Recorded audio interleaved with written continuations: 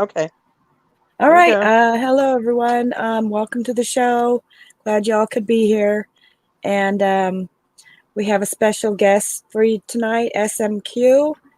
And Sandy and Theresa are here, and we're all here, and we're ready for the show. We get some really good stuff coming. And so welcome to the show, SMQ. Thanks for having me. I appreciate you inviting me. Yes, and I just want to say I love your videos. I think you've got some really interesting stuff. Thank you. Mm-hmm. And so first, Sandy, did you want to ask him the questions?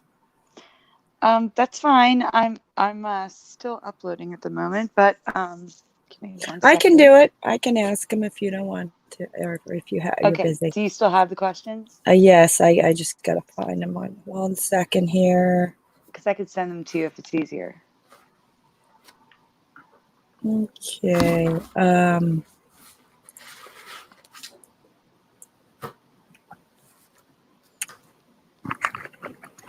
And guys, after the Q&A portion, if you have any questions in the chat, feel free to put them in the chat, and we'll ask SMQ your question. Yeah, sure. Okay. You want me to send them to you? No, it's coming. It's just being slow on my computer.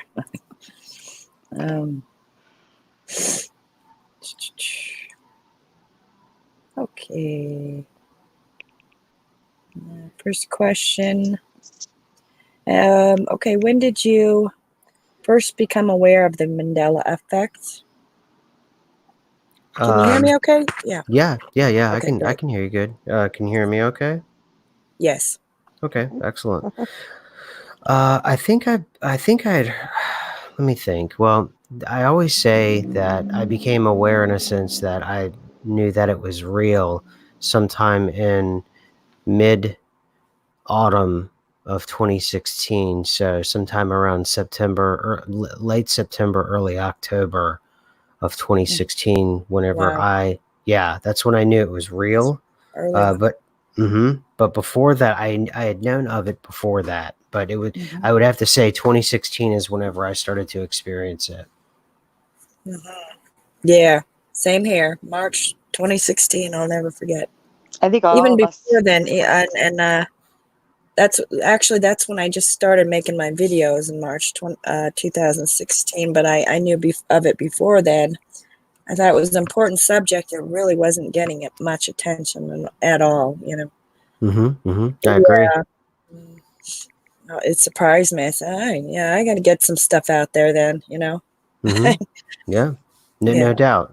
It was a big shift in my paradigm, and it was at the time it was kind of frightening. So I had to kind of re-augment the way I think about things, and fortunately, I've talked about it, ad nauseum on my channel about the power of now. So I was able to kind of calm myself and do different kind of mental techniques in order to kind of readjust myself, and reorient myself with my surroundings. So it's a big part of that. SMQ, can I interrupt for 1 second? Sure. For those that aren't familiar with your channel, can you explain what you mean by the power of now? Oh, sure. It's the fellow's name who created it is Eckhart Tolle, and his last name is Tolle,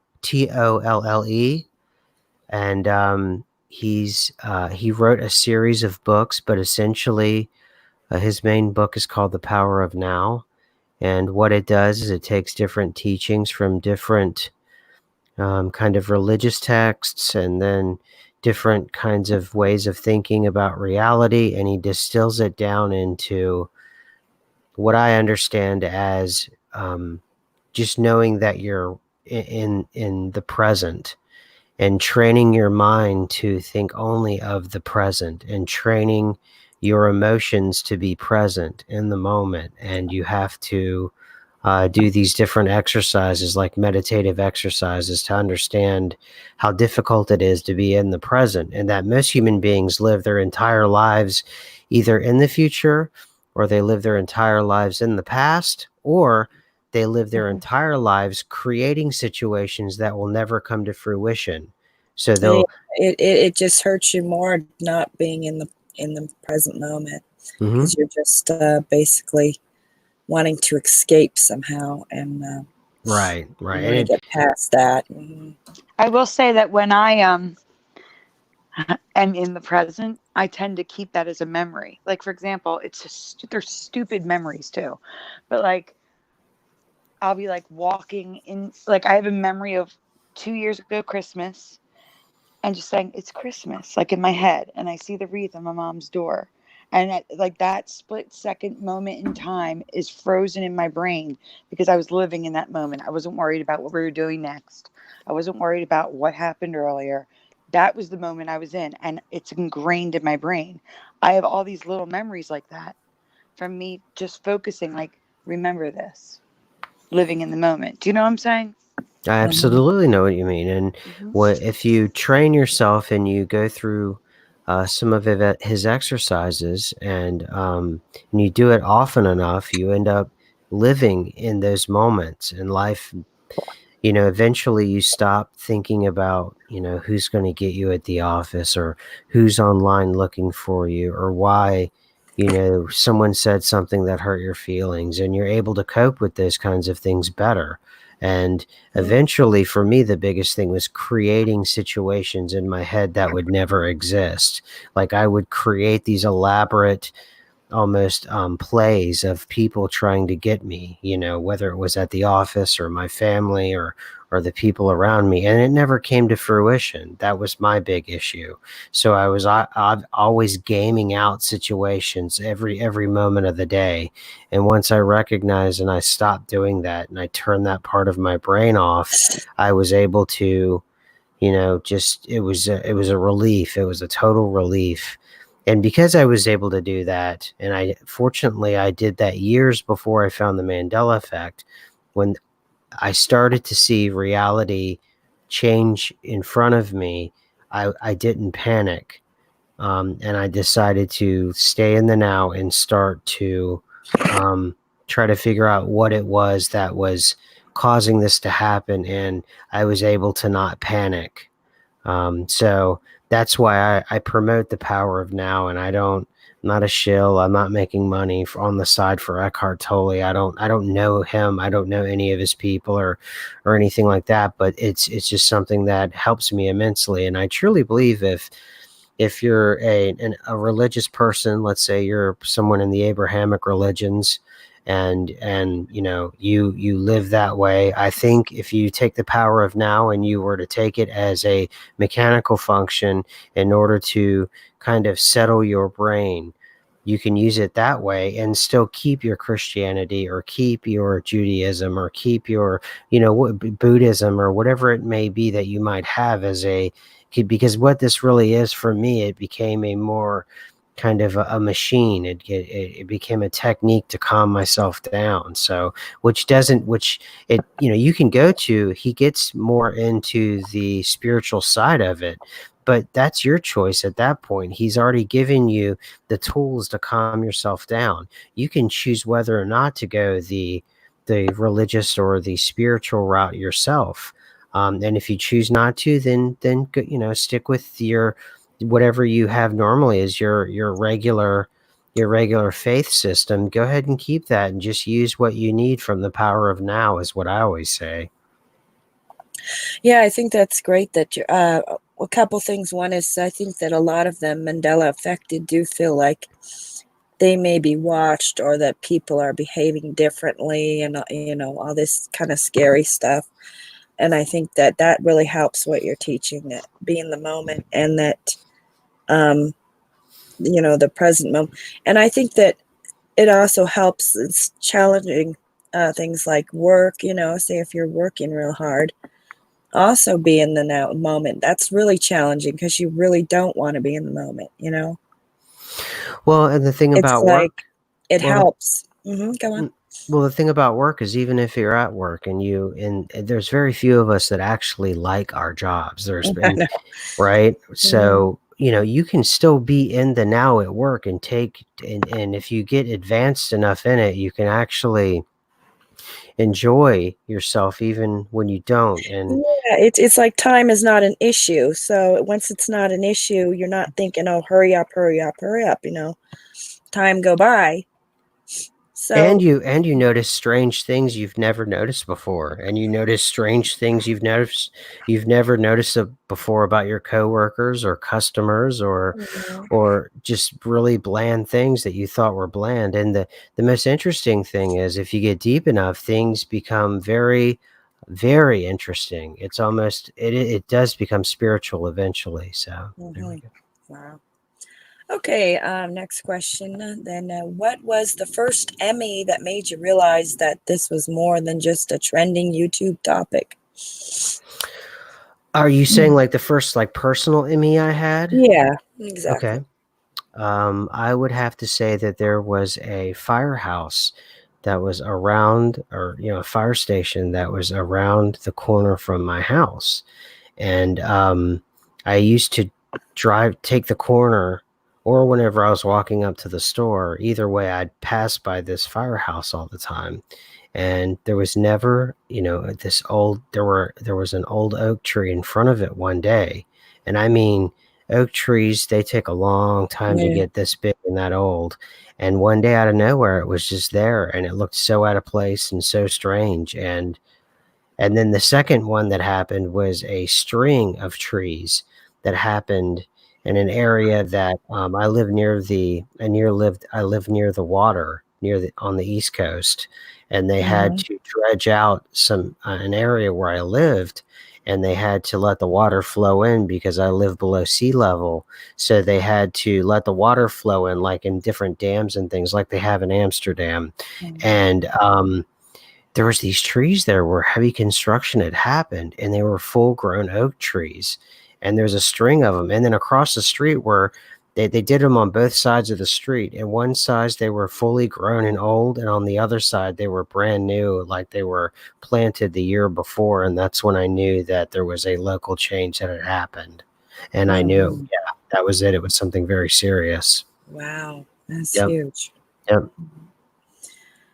Okay, great. And let's see. And what are the top three Anchor Emmys? What are your top three Anchor Emmys? That's a good one. Well, obviously, the first one that immediately comes to my mind is Ed McMahon. Hmm. That's obviously a big one for me. Is Ed McMahon. Another one for me that probably comes to mind. Let me start to think here. Oh, obviously, the World War II, Japan attacking the west coast of the United States. Hmm. That was a big deal to me. Japan shelling Santa Barbara and Forever 24 Hours, and Japan shelling Yeah. Washington State, and that was a big deal. And probably the third one for me would probably be the fact that South America still keeps Right. trucking east. Yeah. I know. So yeah, that's freaky. It's Totally. really freaky. So I think at this point, Florida is all the way to the West Coast now at this point, right? It's like at Chile or something. So Hmm. those would be the three big ones for me. I've been Yes. talking, not realizing I was muted. Ah, I was gonna Oh, say, Sandy. I don't. Let's ignore Sandy. No, I wanted to say my theory of why it's happening. I Uh-huh. I think that we're at an earlier point in the Earth, and that it's like, how like in science class we learned about Pangea. mm-hmm. Okay, so we're like at the halfway point of South America moving underneath North America. Do you understand? Like it's where it was thousands of years ago. So Oh, we're like God. on an earlier version of Earth, if that makes Mm-hmm. sense. Mm-hmm. And like let's just pretend this is caused by CERN and they averted some disaster. Let's pretend they averted Yellowstone exploding and and humans going extinct. So they moved us somehow, some way, to an earlier point in time in Earth's lifespan, so that we have more time to figure out how to prevent such a disaster. If that makes sense. Am I making sense? Okay. Wow, interesting. Yeah. So that's my theory when it comes to like the things moving. Go on. I'm going to mute again because it's easier. Okay. I myself feel like we are in a different place. What I think is that I kind of have it that I don't know if I discussed my black hole theory. I probably have, but No, it's I don't know. okay. Well, I think that maybe this all has maybe to do with nature, and did a black hole maybe either we're in one or we're next to one, and then it's causing laws of physics to change. What is so funny? I thought you said black coal with a C. Black coal. I thought you meant like no, coal, like the thing you get in a stocking if you're bad. No, Okay, no, never mind. Yes, black yes. hole. They call they're black hole, and I think that maybe they're old. I think black holes may have everything to do with parallel universes. Maybe our old reality got obliterated, and that we're in a new universe. But anyway, so I can talk about that more later. But when did you create your channel? It was February of 2017, and that's when I started with the We Died in 2012 series. Okay. So yep, and which that's is sort of what kind of like what I was saying. I think with something did happen, like we got obliterated somehow. I don't know. That's yeah. the question. There's many theories on that. Yeah, that's a good one. Yeah, and I think that with the white sun being the way it is, and there's no longer a yellow sun and things like that, I do think that we are somewhere else. I think that there's merit in that. I think that the way I handled the We Died in 2012 series when I first started it up, I didn't understand the impact that it would have on some people. And if I could do it over again, I probably would. In terms of not the substance, but I think the presentation of the series, because I think the substance of what I was saying is worth at least pondering. But in terms, right, but I do think something happened. I think something yeah, because like the sun it could be a whole different age of this. The sun can be a whole different age of where we are than it was before. Like we're talking about, like Sandy was saying, it could be dying for all we know. I if you like I just tweeted out a video, Dr. Dean Radin I've been listening to, and then a really good video that I tweeted out the other day as well, but I think it's worth looking at is his name is, I'm trying to find the video really quick here. Yes, Greg Braden. Greg Braden official, and that's Greg with 2 G's. He gets really into, and I tweeted that out as well. He gets really into the understanding about the multi-dimensional array kind of universe, the dimensional universe, the holographic universe, and what it actually means. And I think that if our hologram was destroyed, and let's say it was re-uploaded like you would an old computer system, perhaps you have to re-augment the code in order to get it running again. And I think that the idea that our existence was changed in some way that was fundamental, and they decided to restart up the system again, and still yet we notice the code changes. I think there's a lot of merit to that. I think there's a lot of evidence to that, and just really basic things, like the Mandela Effect or the white sun is a good bit of evidence to that. Okay. Yes. And what led you to decide to create a Mandela Effect YouTube channel? And what was your first Mandela Effect you covered? I think you kind of answered that already. But do you remember the very first thing you covered? Well, it was just my theory that the world had ended and that we were in a kind of afterlife, and that I was challenging the precepts that most people have of what is an afterlife and what, and Nobody what knows. Yeah. Well, yeah, if life is so magical and life is so precious, why is it filled with bureaucracy and red lights and long lines? And what if, and life is very, it's short. Even if you live a long life, you might live 80, 90, 100 years, but eternity is forever. And if something is so short and so precious, why is it full of such bureaucracy and such, most of our waking hour is. Can anyone really be happy that way? No. Right. So imagine eternity if it's full of that kind of bureaucracy, that kind of, you have to wait at red lights and you have to wait in line. So that's what the ideas I was playing with. So. Okay. Yeah, sure. I could see that. Okay. And why did you decide to call your channel SMQ? Well, it was SMQ AI. And I thought that was just a cool name. And it may or may not have to do with a bit with my name and a bit with just me playing around. So, okay. In your opinion, what do you believe is causing the Mandela Effect to happen? Oh, I think it's a combination of some.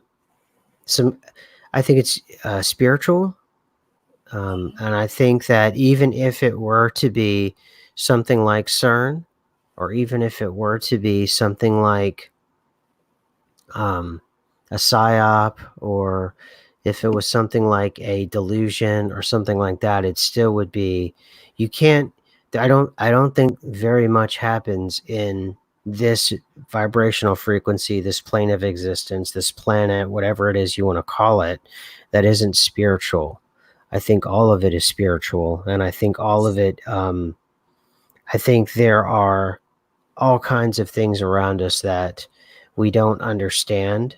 If you do some of the deep dives like we've done in terms of like the gateway process and others, they help explain these kinds of things and these other kinds of beings that are around us at all times. So no matter what, when someone goes to me, hey, it's a psyop, it's all in your head.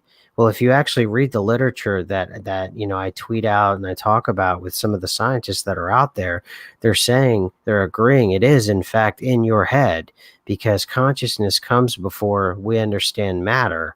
And the entire system of physics that was set up in the 16th century has already crumbled. It's just, the mainstream public doesn't understand that is all changed in a fundamental way. And so that's what I say. I think it's spiritual. Interesting. Yeah. Right. And okay, do you believe there is a common thread or attribute amongst those who are affected? Yeah, of course. I think that they're willing to accept it, and they're willing to be brave enough to understand that your reality isn't as presented. It's not as advertised. It's not as stable. In order for you to take on the Mandela effect, subconsciously or consciously, you have to understand that reality itself can change. It can so change. Much more. Yeah, we don't know everything. There's so much more. We can't say everything is right the way we've learned it. Yeah. Okay, and let's see. Do you see the Mandela effect as a negative or a positive phenomenon, and do you think it is beneficial to the affected in any way?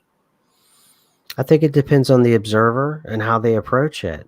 You have people just screaming with their heads on fire that it's the end of the world, and that's it. It's all it's a horrific thing, and they have they're informed by their worldview and their preconceived notions, and other people think it's going to be us ascending somewhere to like the fifth dimension or whatever it may be, or a great ascension is upon us. And I think all of those things can absolutely be true all at the same time, because everyone's individual experience is that it's individual. If you want to, if you truly believe that you're destined for heaven, then perhaps you will attend a place that you expect like that. Or if you think that you are destined for hell, perhaps you'll attend that.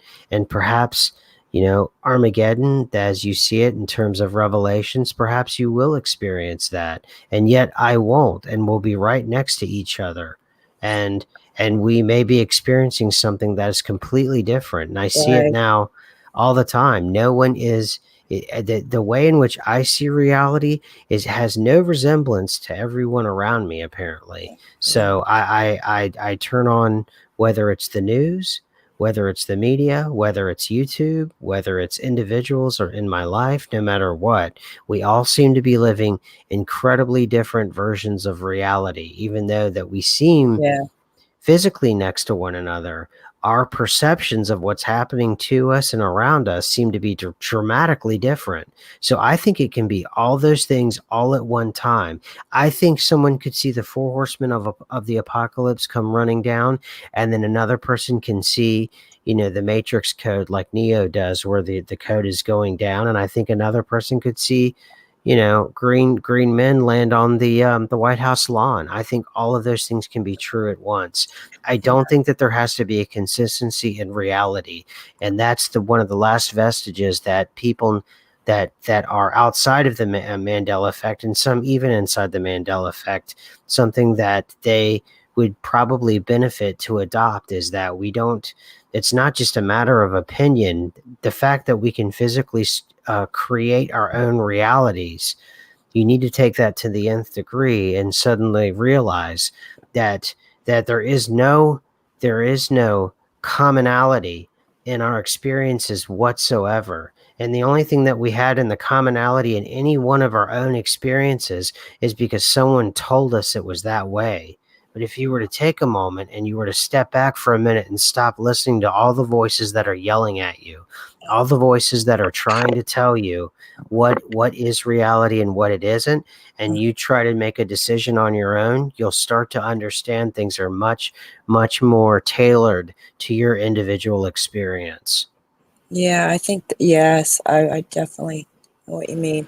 And that we all have to come to our own conclusions, and everyone has their own time, their own beliefs and everything. And I think that there are a lot of really interesting theories out there. And I think that actually ties in very well with if we had passed and this was some form of an afterlife, because I always my vision of an afterlife would be something that would be tailored to me. Do you know what I'm saying? Mm-hmm. Yeah. So that actually ties in really well with that.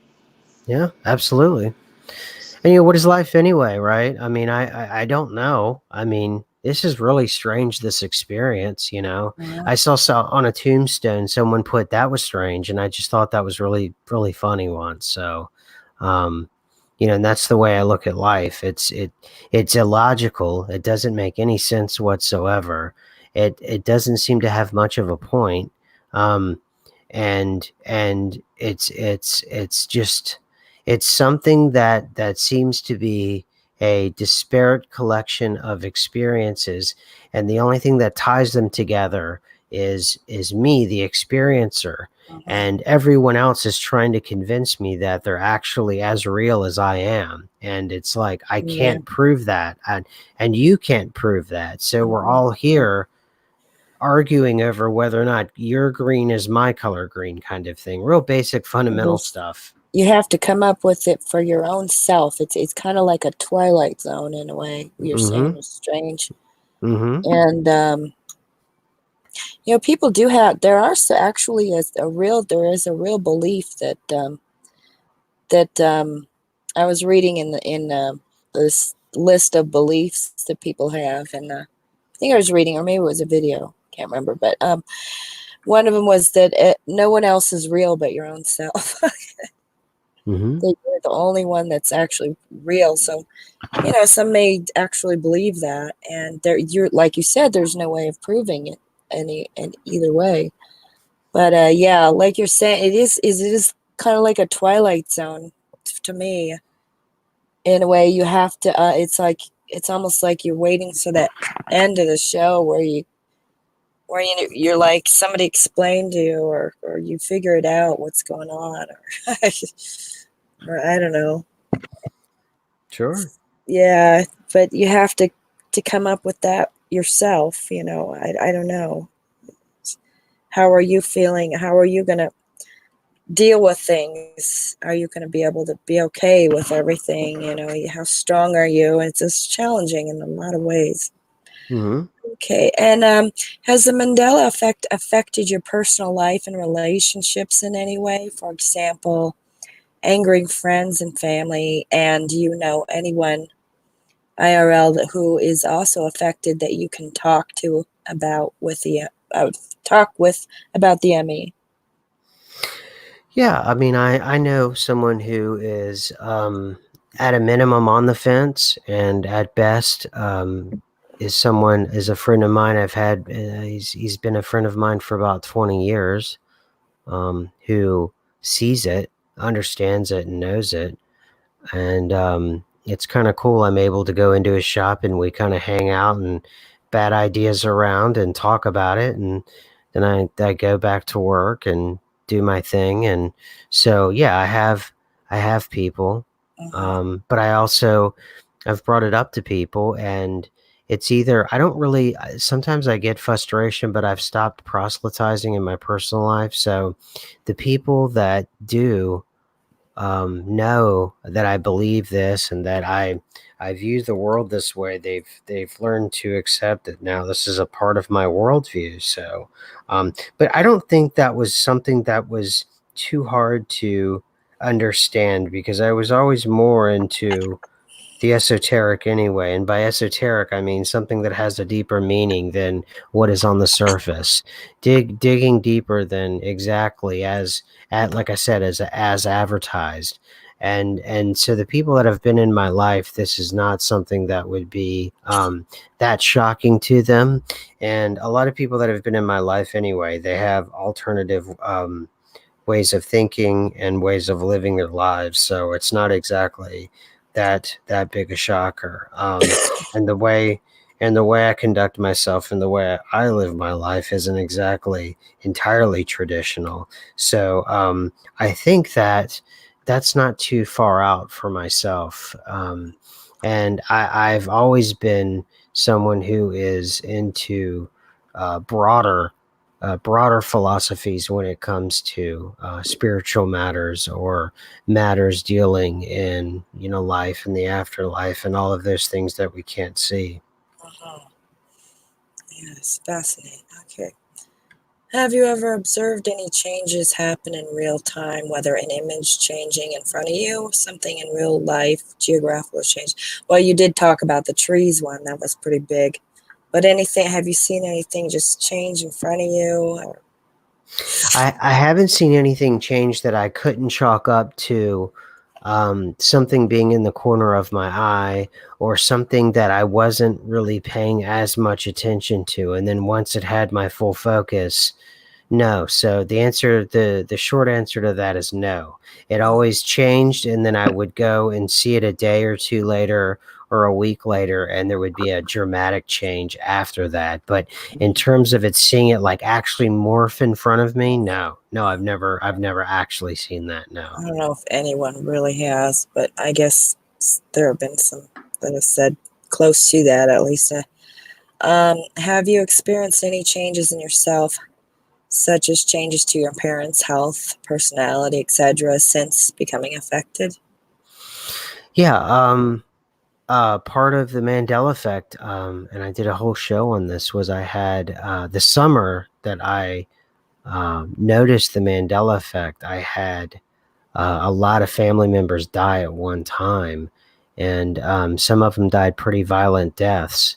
And there was also a suicide, a drug overdose, and then my one of my cousins, who was the closest thing I had to an older sibling, he died suddenly, and it was incredibly painful to me. And then his son ended up taking his own life, and so there was a lot of people who died, and there continues to be a lot of people around me or that have either died or have it has been, life seems to be a lot more hectic now.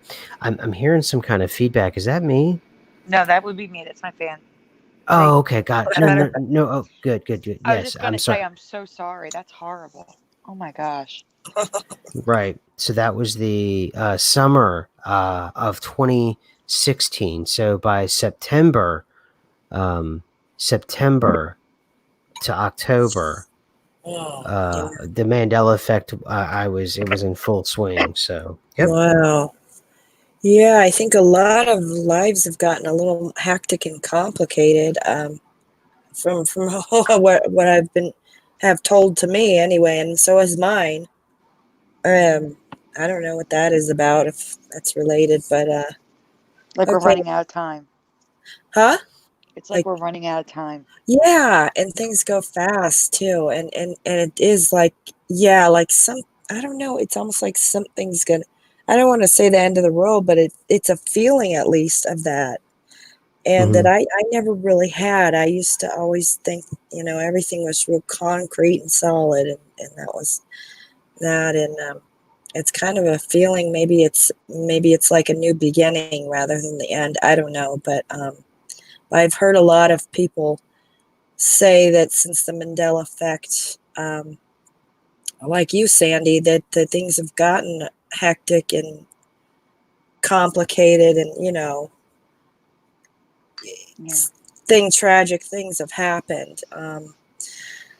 Yeah, and same here. So anyway, I mentioned that like you were saying, not everyone's got on an individual level. It's different, but but there are some common things that seem to Yeah. affect Hmm. us Hmm. somehow. Yeah. Okay, and have you experienced ringing in your ears, sleep disturbances, change in your sleep patterns, or any changes in behavior since being affected? All the above. All of them. Wow. All of it. Even the ear ringing. Especially the ear ringing. There's quote tinnitus. Yeah, yeah. Oh yeah, I get it. Sometimes it gets so loud, I'll turn on like YouTube white noise, and now I've gotten deeper into meditation, and I've learned to control that kind of thing. But it's not totally control it, but sure, yeah, I get the ringing in the ears really, really bad, and I get random headaches. I get random aches. I wake up every morning in pain. My whole body hurts. Different parts of my body, my back, or like I used to think it was my kidneys, and I went and I got the doctor to check my kidneys. They were fine. I would get my teeth would ache. Go to the dentist. They were fine. My skull, my sinus cavity. It just moves all my eyeballs. It just moves all over the place. So, it's either something that is naturally occurring or it's not. But something is changing with our bodies, no doubt about it. Right. Maybe it's just a cause and effect. Maybe we're being affected somehow by the environment changes. I don't know, but I think it's something so. outside the us, the Well, environment. actually, Burgos in the chat, when I mentioned how it's like our continents are like in a younger state, he Hmm. mentioned that it would make a lot of sense that. I'm scrolling up to the actual comment so I don't say it wrong. Here we go. He says, hey, your theory of being moved to an earlier Earth makes a lot of sense. It would cause a butterfly effect and it would explain lots of people not being born, for example. Because Nobleness D just did a video about how there's many people remember there being 350 million people in America. And now it's like it was cut down to 124 and now it's like 316. It's like all over the place. So like a butterfly effect, that makes sense. Now, what were you saying? Because now I've lost track looking for the comments. Yeah, right. I was tying it into what you were saying. Oh, I Okay. hate this. I hate when my brain just loses track. Just say what's on your mind. That's all right. Okay, then I'll go to the next question. Okay. In your opinion, do you think the Emmys are slowing down, speeding up, or vary throughout the years? I think what's happening with them is, well, for the past couple weeks, I've kind of taken a break a little bit from. I was going to just take a small break, but then I decided to take a much bigger break from YouTube and sort of social media. But I will say, when I was back doing the heavy research, I will say that the Mandela Effect seemed to be getting more advanced in terms of they were meshing better with changing technologies. They were meshing better with changing more profound historical events. They seemed to be ramping up in terms of the amount of changes that were happening. They were coming in almost hourly, and then we were dealing with really profound things like Britain in World War II losing Singapore. We had Australia no longer being a major player in Normandy.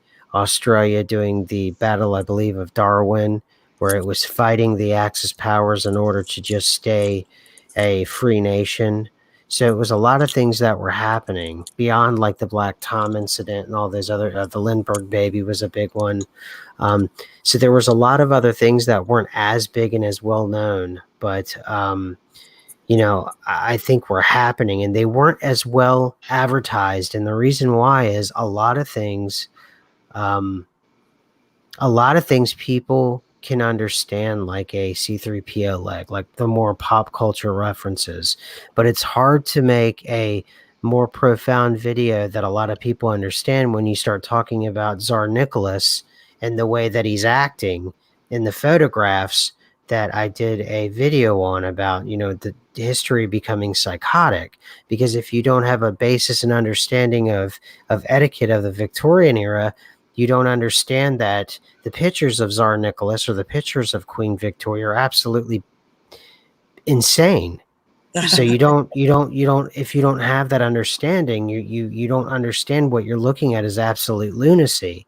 Also, too, you start seeing that people start to find weird patterns with things like the Schumann resonance and all those other kinds of things. And, so yeah, I think it's getting more I haven't been in it in a couple of weeks, but at the time there was a lot more people getting into more arcane, some more sophisticated in terms of scientific understanding. It was all seeming to come together into something that was rather large. I don't know what exactly, but yeah, I think in a lot of ways it's picking up. I think in terms of it picking up with pop references or broader cultural references that everyone can get immediately. I'm not entirely. That may be a phase that's over with, perhaps, but that doesn't mean that reality isn't going to keep shifting. So I think I sort of answered your question. I hope so. Yeah. Yeah. Of course. And well, I definitely disagree that they're slowing down, because I think they're just not getting maybe they're not picking up on the information, or they're in another reality or something. But for me, they just keep going right along. Okay. I keep finding them. So yeah.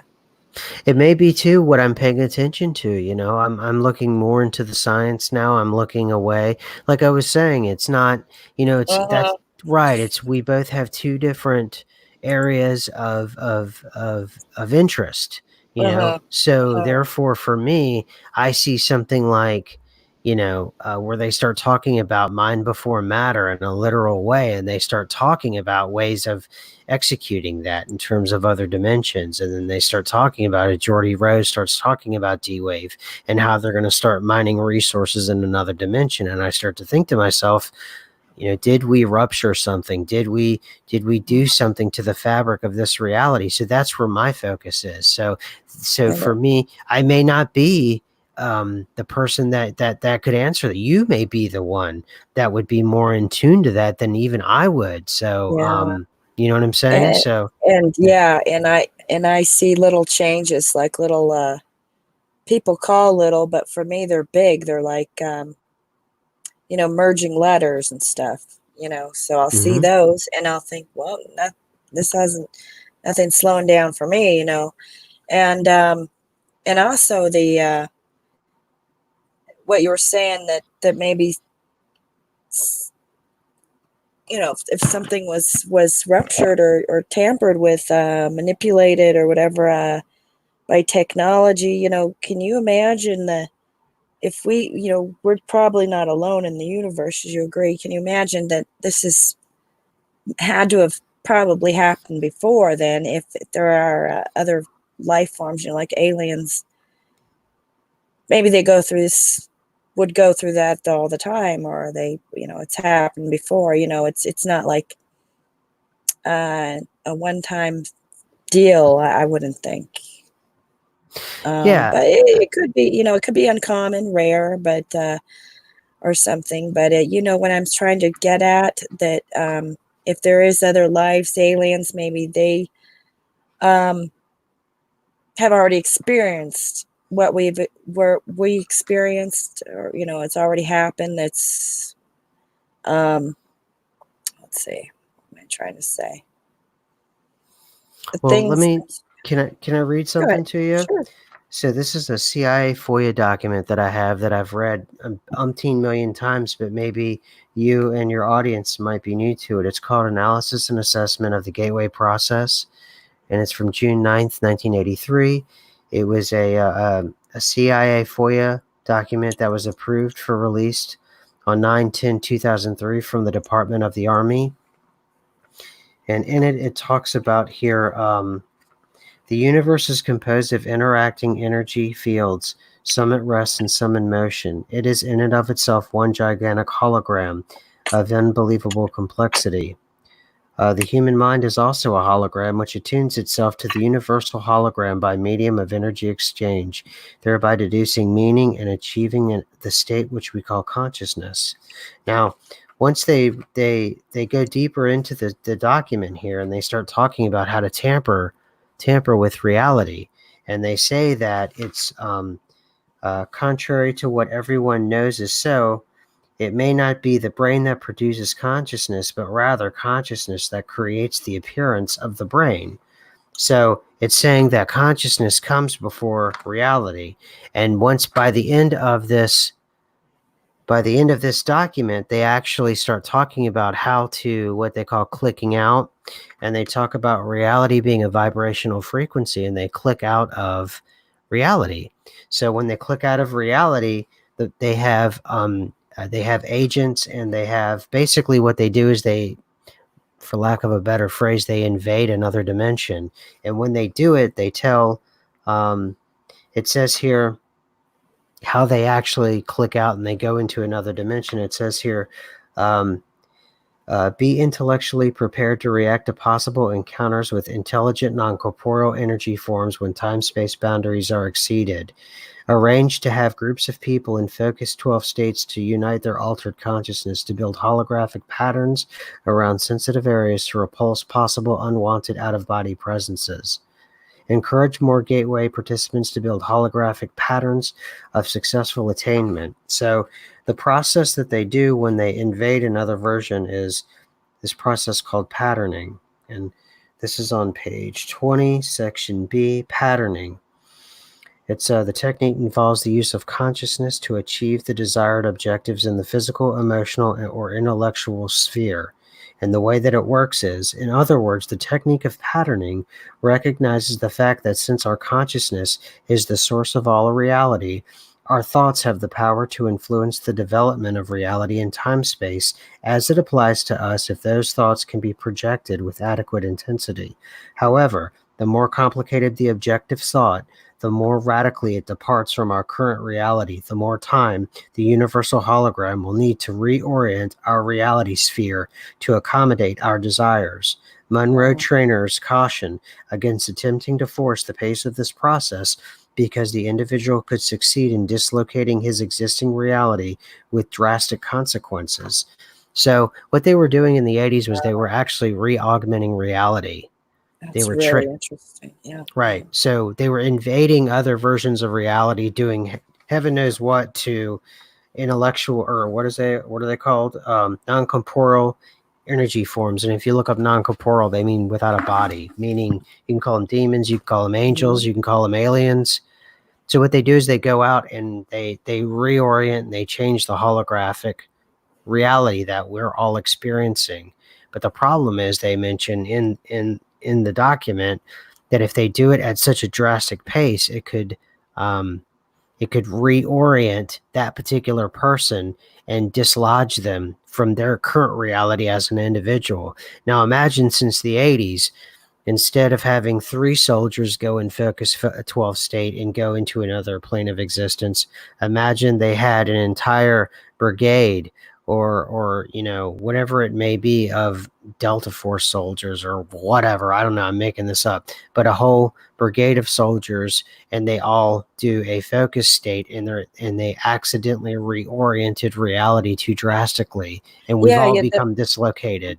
The way I got that too is that you can actually think yourself out of your own reality into another one. Mm-hmm. You can actually, but you have to do it carefully. You have to do it Right. carefully. Interesting. Yeah, because just what you said. Well, that's really interesting stuff. So I sound like the narrator in the Christmas story someone said in your chat. Yeah. Yeah, I was just reading that, actually. True TNT. We're going to have to compare it. We're going to have to compare it later on. Yeah, that's I think that it does. It's got to have a lot to do with the consciousness. You're being conscious, and and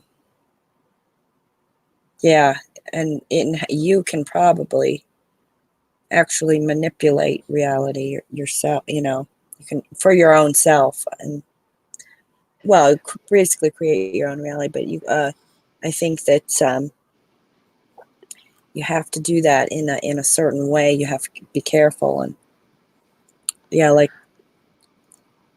Especially I'm sure those beings must have, different. Huh? No, you. I thought you were done. Go on. You go on first. The beings that you were talking about. Now they've got to have some kind of rules or something, so they follow. I don't know. Do they? I don't know. You would think, how would they know what they're doing? I don't know. It just seems like it would be a little scary. Well, that's what I was going to say. The scary part. True TNT was saying their theory is that when we're doomed timelines are merging and like merging into our reality. So if we were to if we were to accidentally, like, let's say you're staring at a Kit Kat in a store and you're trying so hard to make the dash there, and then all of a sudden you see it because you switch back to the reality where there's the dash, but that's a doomed reality. Do you understand what I'm saying? Like, that's a scary thought. You're stuck in that doomed reality now and you can't get back. Like, that's a little scary to me. But I have a question from Brian McFarland. The report you were reading, what can you in the chat put the name of it and where you can find it? Yeah, it's on my home video. It's called A New Mystery School, The Mandela Effect and the UAP. It's in the description. It's the CIA FOIA document at CIA.gov. Just go to my channel, or here, I'll go to my channel for you. Hold on. Okay. Hold on, sorry. I'll find the link for you. Hey, Sandy, get the link. Yeah, I'm headed there right now. Yeah. If I can get it faster, I'll put it in the chat. Great. Okay. Yeah. Either way, it's right down from it. It just says it's the third link down. It says CIA FOIA CIA FOIA doc, and either way, I can send it over to you guys. All right. But there's a lot there. There you go. I just sent it to you guys. Oh, okay. You can go to ci.gov. They're not coming after you. And there is a lot of other documents that there's a lot of other documents there for you as well. There's a whole library of documents for you to check out. Sounds good. Theresa is getting over Huh? a bit. I said you're getting over a bit of A cold. not just Hold a cold. on 1 second. I'll be right back. Yeah, like an upper respiratory infection. So that's a little more than a cold. Where did you put the link? I can't find it. Me? Yeah. I thought I put it in the chat. I don't even see you in the chat. Do you have top chat on or all of it? No, live chat. Live chat. Yeah, maybe because it's a link, but you can go to my page. You can go to my YouTube channel. Which the video? How long ago did you make it? It's the cover video on my channel. Oh, A New Mystery School, The Mandela Effect, and UAP? Yes, it's in the description. Yep. It's the third one right down. Now. Okay. Sorry, I wish I could change my reality where I didn't have a cold, because like this has been here for so long. I know it's a cold. It's nothing more serious because I only have symptoms of coughing and runny nose, and it hasn't gotten worse. It's just gotten bit by bit better, but it's just hanging on there. It's horrible. I can't stand it. Anyway, okay, in your opinion, do you think the MEs are, okay, I already read that one. I'm sorry. Do you think the changes to the weather, cloud patterns, natural disasters are related to the Mandela effect? Sorry. I mean, they could be. I don't know. I'm not entirely sure. I know that the chemtrailing is pretty bad, so I'm not entirely sure if that's because of the white sun or the white sun is there because of the chemtrailing. It's sort of the chicken and the egg kind of thing. I don't know. It could be something that the environment here is more hostile, and that's why they're chemtrailing, or there's something about this environment why the body changes as it does. Our livers are larger. We're getting different organs all the time. Our skulls have changed. Like I said, our sinus cavities have changed. A lot of people like yourself are sicker. So it's a lot to, it's a lot to consider, but I don't know anything specifically about it. Yeah, the sicker part. That would be me. Mm-hmm. Yeah. No, I understand. Do you think the laws of physics are changing? Yes. Well, I think by us observing the laws of physics, they are changing. Yes. Yes, absolutely. Sort of like, the old, like the old philosophical adage, can you hear a tree drop if you don't observe? I don't know how it goes, but you know what I mean? Yes. If a tree falls, does it make any sound? Yes. And the answer is there was no tree, there is no forest, there is no sound. With Schrodinger's cat, they're proving that we can live in a universe of superposition where something can be a 1 and a 0 at the same time. And just the fact that we've just proven that Schrodinger's cat can be alive and dead at the same time, we've proven that there is a duality that does exist in physics. Now, whether that existed or not the whole time, or it now exists because we are observing that, that's a fine argument smarter minds can have than myself. But all I know is that those changes are happening.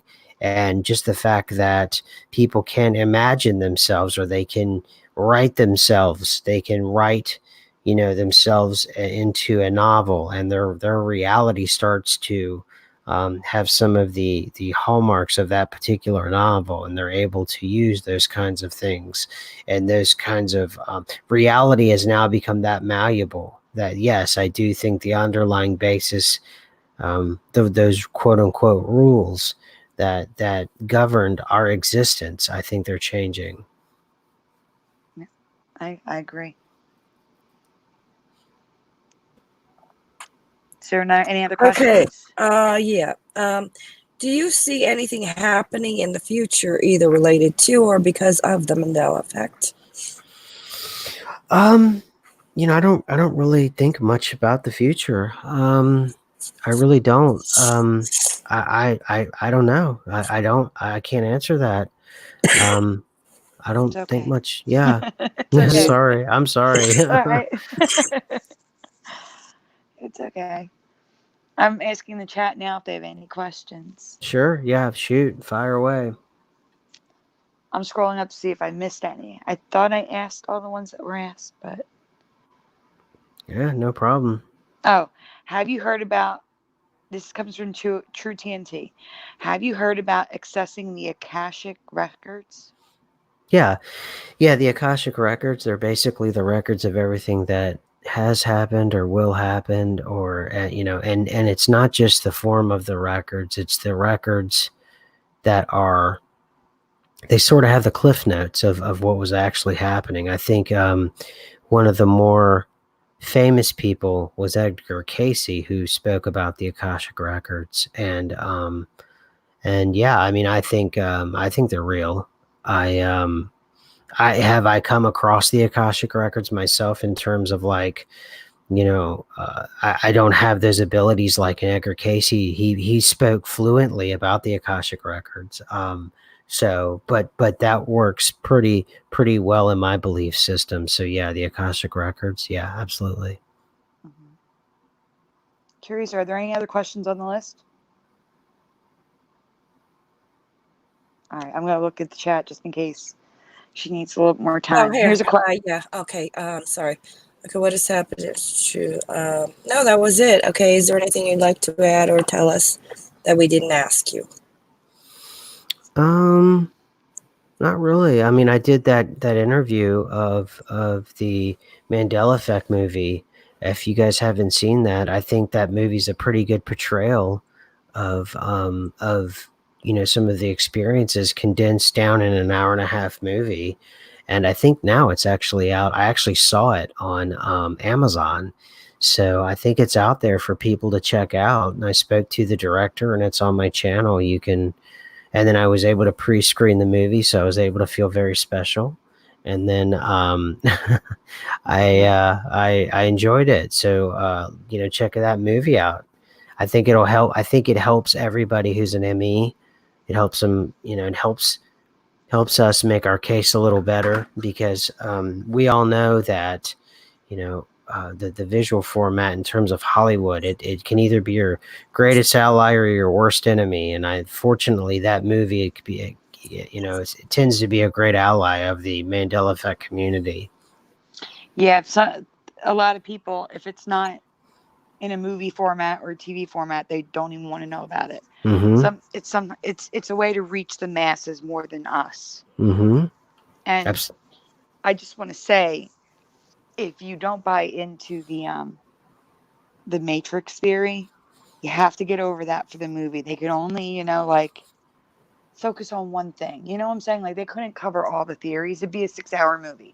Absolutely. You know what I'm saying? So you have to just get over if you're not into the Matrix theory, you just have to get over that, because it's the one they went with. That's all. Other than that, it was pretty good. There's a part at the end that everyone I've spoken with, no one's caught on to, but I don't want to talk about it on air because it would be a major spoiler. I understand. And, think about it this way. The director picked it because he believed it. Now think how powerful that is for a minute there. He believed it. That's important. So yeah, somebody said an ME miniseries where they can go over each of the theories. But yeah, I'm glad that you said that for anyone watching it, because I heard some of the arguments against the movie was that they went one way versus another. But yeah, they had to pick one, and I was just pleased that there was a writer director that believed in that. So that was pleasing to me. So Yes. regardless of what I think.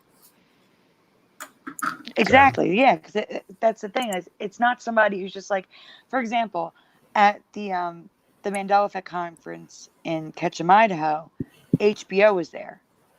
Do you think that people doing that documentary believe like at least it's coming from a believer, not just a random person trying to capitalize on what they see as a fad or a trend? Do you know what I'm saying? Like, Yeah, I don't know what with Ketchum, Idaho. I wasn't there. I don't know.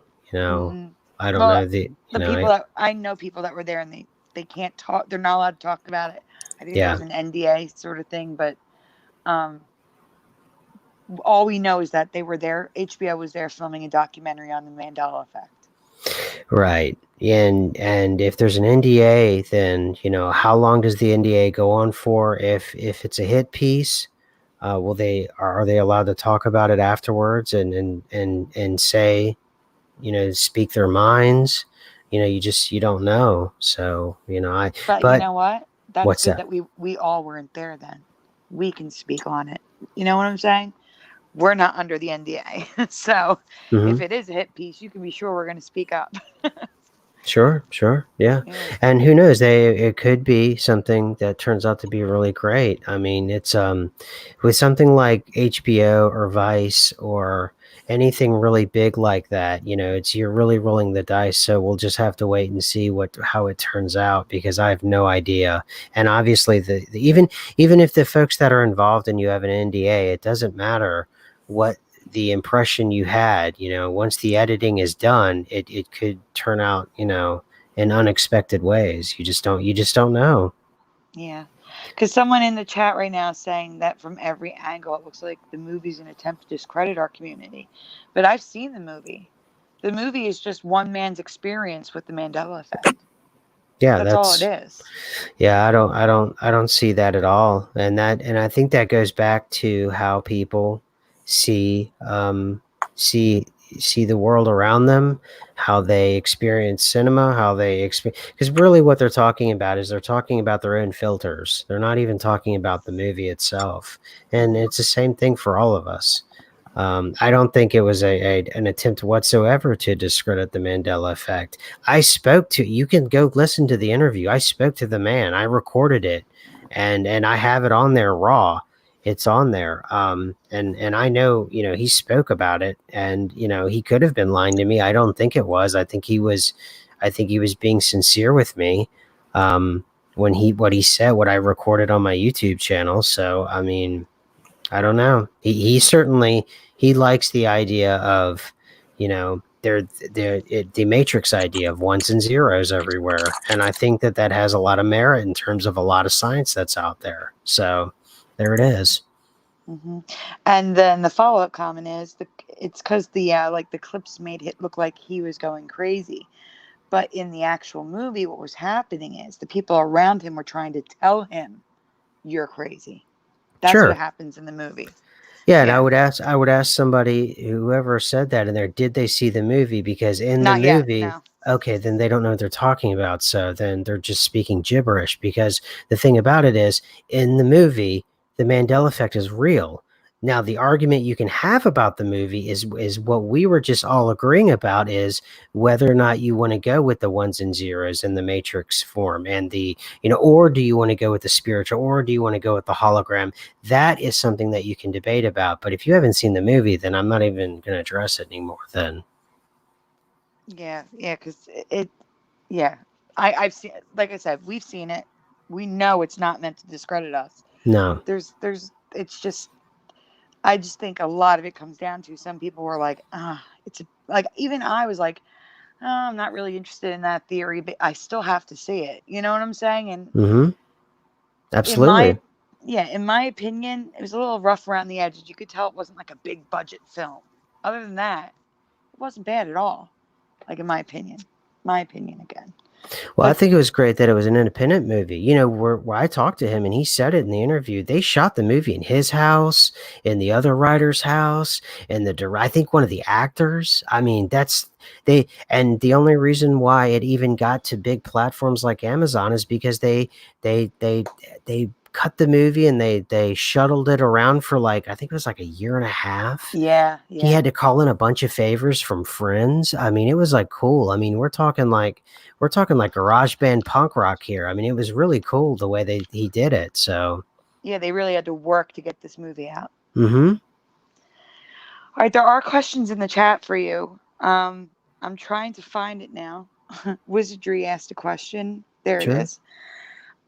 Do you think AI has any connection with the Mandela Effect, or that AI can help with detection of the Mandela Effect? I think that, I mean, right, as far as I can tell right now, AI, in terms of being a sentient being, one, if AI exists, then it's already taken over and it's done and over with. And if you go with the AI thing, then, you know, we've already been overthrown and it's over with. Two, or they are playing with AI right now, sort of like the Elon Musk, or, you know, they're summing the ancient ones, or was that Geordie Rose? I don't know, whoever it was talking about that. But personally, I don't really concern myself very much with AI, because even if it were out there, there's no way I could prove it, or there's no way that I could, you know, do anything about it. You know, I believe more spiritual kind of thing. And I believe if there was an AI, it would just be an interface to something spiritual anyway. So it would seem like it was sentient. I believe that if something goes viral and it's sentient and it does the Terminator, where it kind of overthrows everything and locks down, you know, the world as we know it, I think that would just be an interface for something that's spiritual. So that's my answer about AI. Yeah. Let's see. We have another question. One MEIC is NI-AG-RA, Niagara Falls, changing to Niagara Falls with a GAR in the middle. Mm-hmm. I only know of 2 or 3 ME people who also see this. Call for Zero, there's a whole video on that. Someone did a video on that. I forget who it was, though. Any idea why some people see rare MEs? Like, why some are less affected. I think it tailors to each of our realities are tailored to ourselves. I think we have this mistaken idea that there's just reality and we're all taking part in it, versus what, you know, some of the literature I've read to you is that reality is tailor-made to yourself. There is no consistent reality, and there really is no proof that you're not alone right now, and that I and everyone else is just made up all around you. Or we could all be real and we're experiencing in some kind of proximity to one another in some fashion. And I don't mean, you know, the normal geography in terms of you being in one room and me being another room. We could be in some sort of etheric or astral proximity to one another and still experiencing enough of a reality that kind of overlaps each other that we can still communicate with one another. And yet our individual experiences are so radically different that we have to make up things and names for them. We call them dreams, and we call them, you know, your internal dialogue, or your id, or your ego, and what that is that's all of those things that we write off as, oh, well, we're going to just say it's all in our heads, when the literature tells you, yes, it is all in your heads. And all we've done is we've given it these titles to discredit. Oh, I just had a dream. Well, you just had a dream that, you know, teeth were growing out of your head, and that there were 3 suns, and you were smashed into a room with a bunch of strangers, and you reached out and saw your dead grandmother, and it made absolutely no sense whatsoever.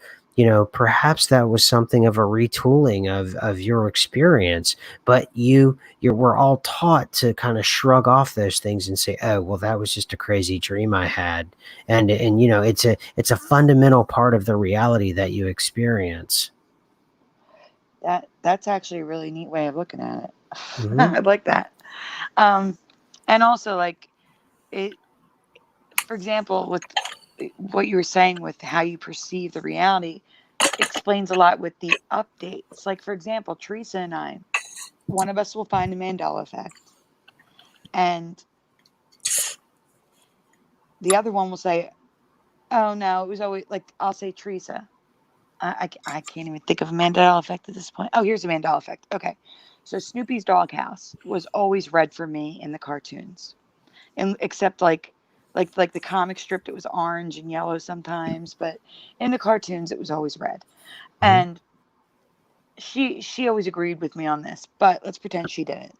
I would say to her, Teresa, what color is Snoopy's doghouse? And she would say blue.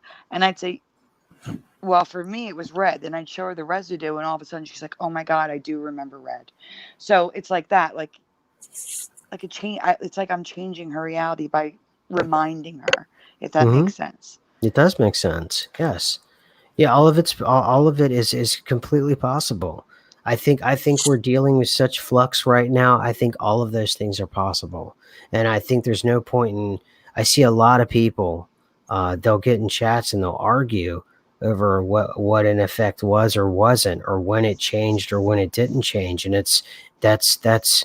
I don't think that's the right way to go. It doesn't matter when it changed because it changed differently for all of us, perhaps. There, I think the underlying thing that I'm trying to get across to people is I don't think there's any kind of consistency in our experience that we have with the interfaces that we have in terms of our hearing, in terms of our taste, in terms of our sight, in terms of our smell, or any of the other interfaces that we have. I don't think that there's any consistency with what we have with what anyone else has, is what I try to get across. Mm-hmm. Yeah, There's another great. question in the chat for you. This comes from Burgos. He says, hello, brother. I personally believe many ME changes are of less taste in this reality. What do you think? I don't know, less taste. Like raunchier? Like, Oh, I see. Yeah, it's a degrading. Yeah, I do. I've always noticed that. Whatever meant the Mandela effect touches, it leaves it in a more degraded state. So yes, I think I would agree with that. That it does degrade. It doesn't enhance. It makes things cheaper and uglier in terms of like the Mona Lisa. One of the more beautiful things about the picture was her the mystery of her smirk, of her, the way she looked, and now it's just a smile, a boring smile. So I agree with that. mm-hmm. Anybody else have any other questions?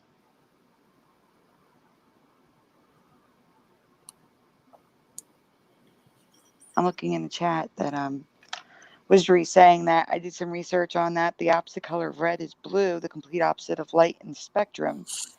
And I responded, are you sure? Because for me, it was always green. I went to art school. The opposite of red is green, right? Right, Curiouser? You went to art school too, right? Yeah. Okay. Uh-huh. Because if it's blue now, I'm going to flip. It was green. Speaking of that, I'm trying to see if there's any hidden questions. I asked them to write like question space so that I could find them easy, but I'm seeing if I missed any. And if anybody has any questions, speak now or forever hold your peace. All right. I have a question. SMQ.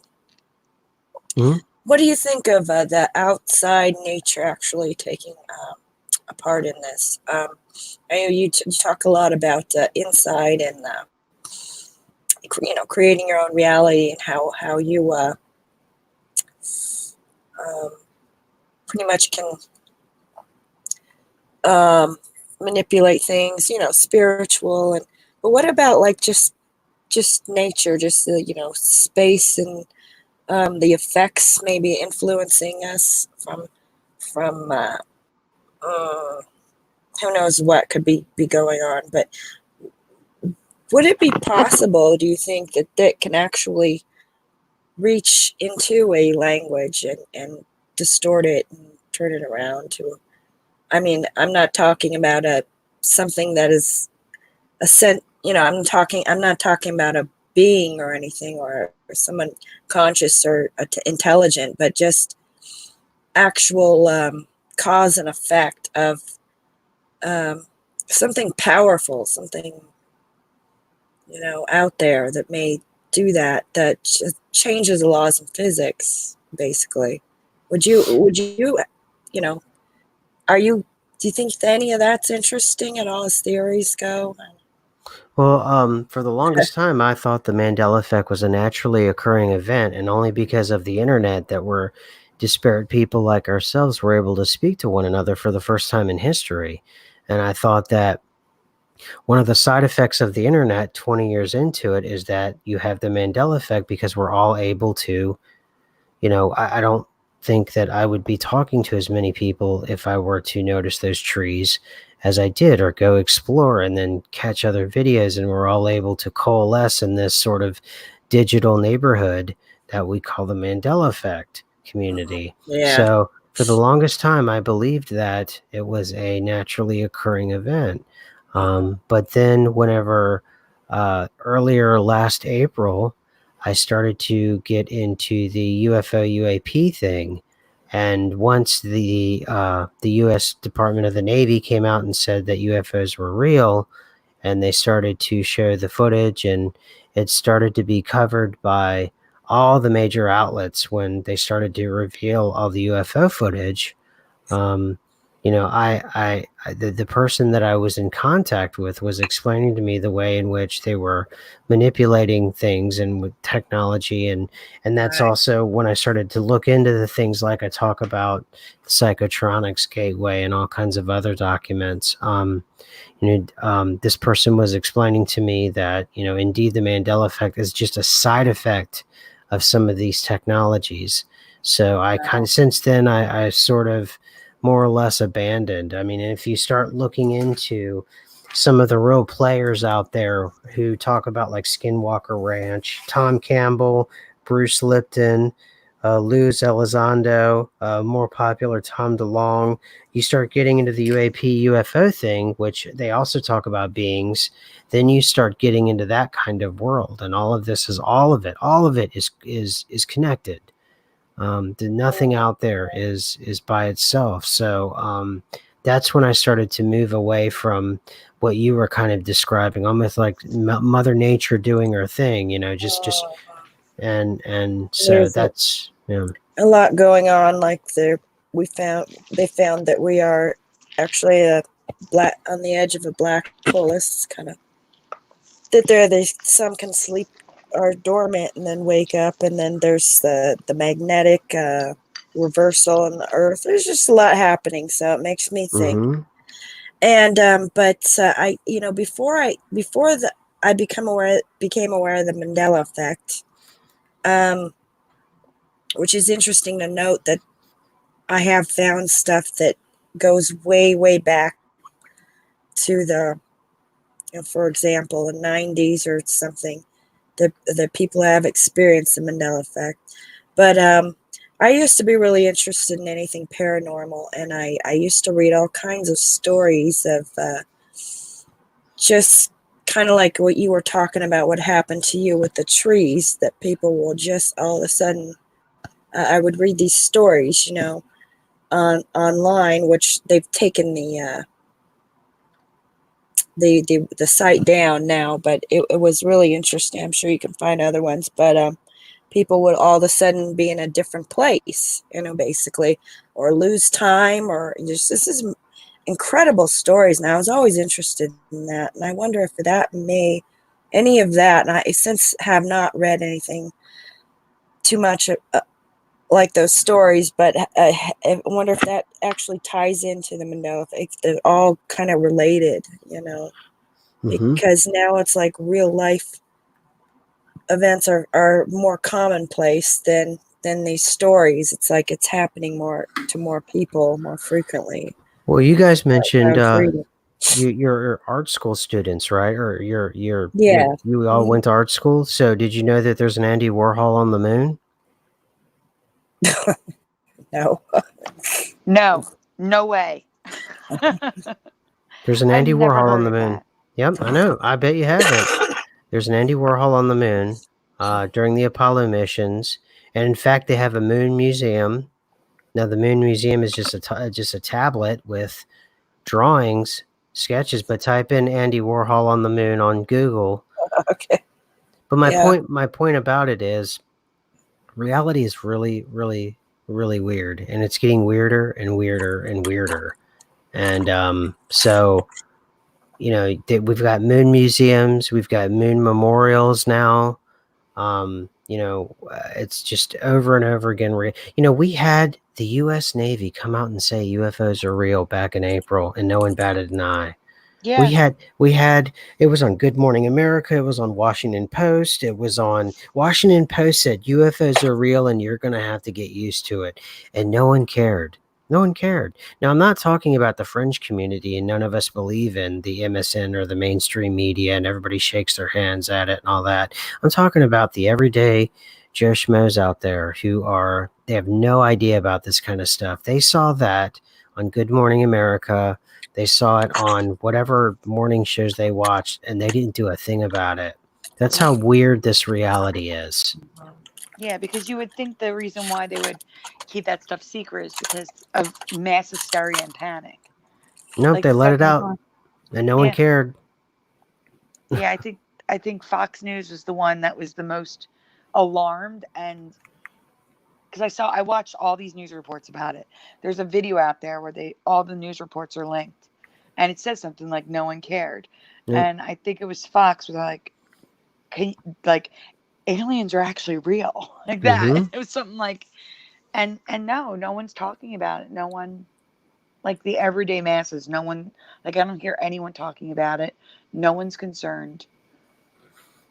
Nothing. Nothing. It's so aliens are real. There's an Andy Warhol on the moon. I had this whole list whenever I was doing my show on a regular basis on my YouTube channel, and we would just have fun with weird and weirder and weirder. And that's one of the veins of my show, was to, in my own way, do Mandela effects. But I was getting the broader point I was making was not pointing out that these were actual effects. I was pointing out that reality is becoming more absurd.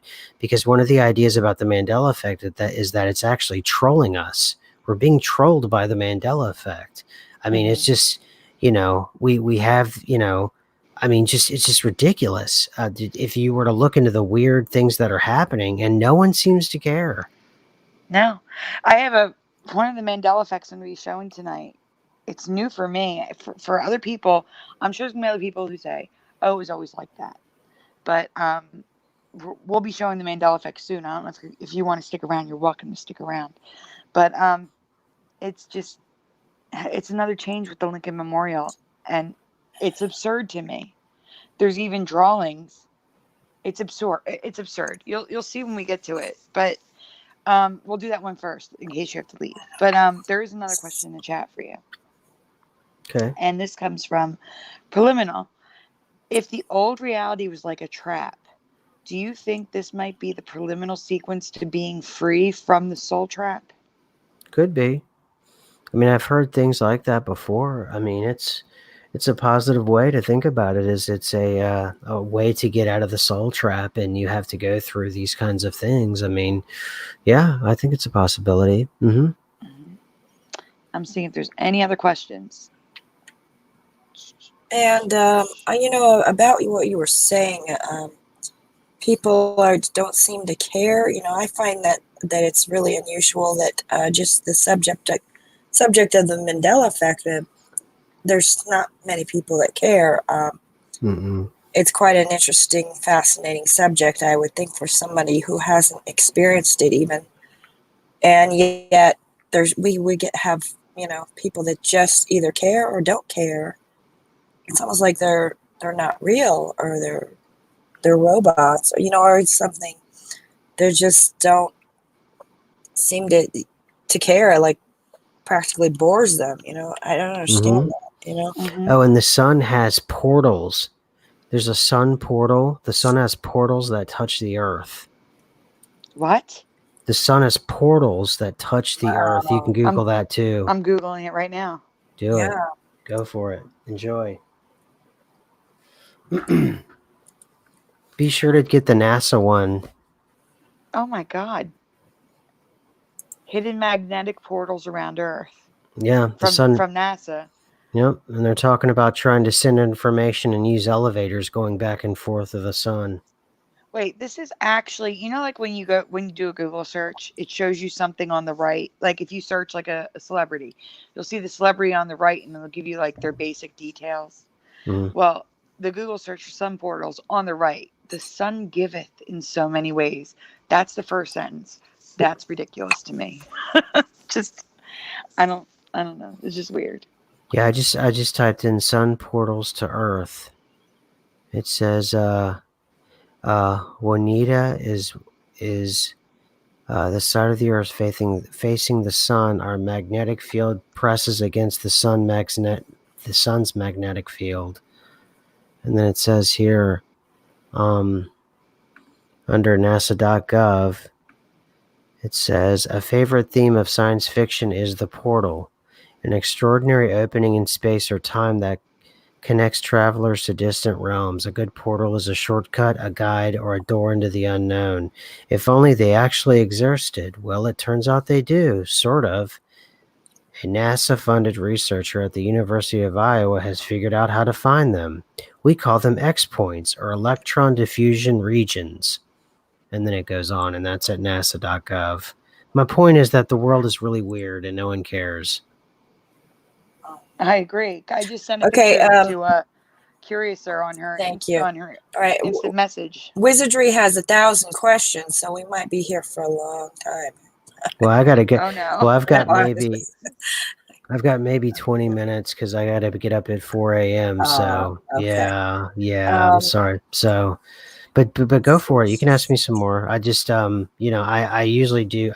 I usually go much earlier in the day, but I know you guys have later shows, so I wanted to accommodate. Thank you. We appreciate that. Really, Sure. we do. Mm-hmm. Okay, so really quick, can you pull up that image because it's about the NASA portals that it's a NASA image. That's why I sent it to you. Okay, I can't zoom in, but it says okay. What is it? This it's a concept. Portal. It's a concept of a spacecraft that NASA created to possibly go through these portals. Mm-hmm. Okay. So NASA's already planning on making something to try to go through these portals that are hidden on Earth. Warp using drive? negative energy. Yeah, a warp drive. Just like, Star Trek. Oh my God. This is crazy. Yep. With a negative induction ring and all sorts of craziness. Oh my gosh. That's crazy to me. If you can do that, do the Andy Warhol on the moon. You'll love what he drew. He drew something specifically for it. Oh yeah, well I guess you could call it that. If you want, if you dare pull it's on good. You can just do it. I'm doing it now. I'm doing it now. Okay, Andy Warhol on the moon museum images. Sure. Wait, is it like a microchip? Am I looking for a microchip? No, it's like a wafer. It's like a ceramic wafer. But I'm saying like it's shaped like it. How can I explain it? It's white, right? Well, all you have to do is type in Andy Warhol on the moon.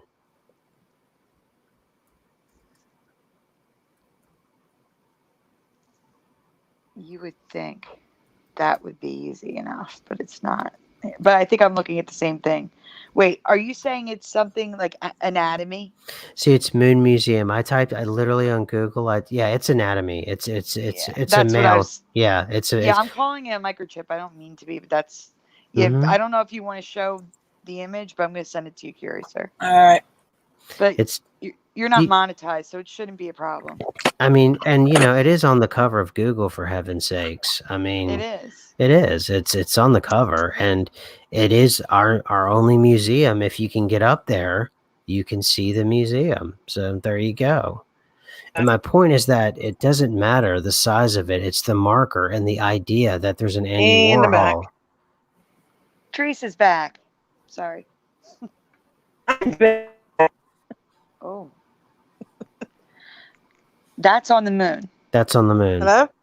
Now, this doesn't show the Okay. size, guys, but it literally fits in the palm of the hand. Mm-hmm. Yep. Where, like, how would you find this on the moon? It's like Right. finding a needle in a haystack, right? Right. But that's on the moon. And it's called the Moon Museum. And they sent it up in What? one of the Apollo missions, apparently. That is bizarre. Mm-hmm. And it's reality, or at least they tell us. Museum? Mm-hmm. Mm-hmm. When did we get a museum on the moon? No, the museum is the piece of artwork, Teresa. That's the name. Oh, there's a piece of artwork on the moon? Yes, by Andy Warhol. Entitled the Moon Are you serious? Museum. Mm-hmm. Yep. Nobody's heard of it, but it exists. That's a new one for me. You just blew my mind, SMQ. Yeah. Like, really? Yeah. It's Wow. it's weird out there, man. If you it's weird. And these are Well, just I haven't been to the moon lately. right. So. Right. Mandela Reality Thank you says- for. Oh, sorry. Go on, Teresa. I'm just saying I haven't been to the moon lately, so. Oh, okay. Mandela Reality says these are magnetic portals, not portals through space. However, if you continue to Google search it, they're talking about. There's even a an article or video explaining how UFOs could travel through those magnetic portals. Yeah. Portals? And like I said, the image I showed was from NASA. Them using these magnetic portals to travel through space and time. I mean, there's talk to the point to where they're not even sure the sun itself is exactly what, what like as advertised, the sun itself.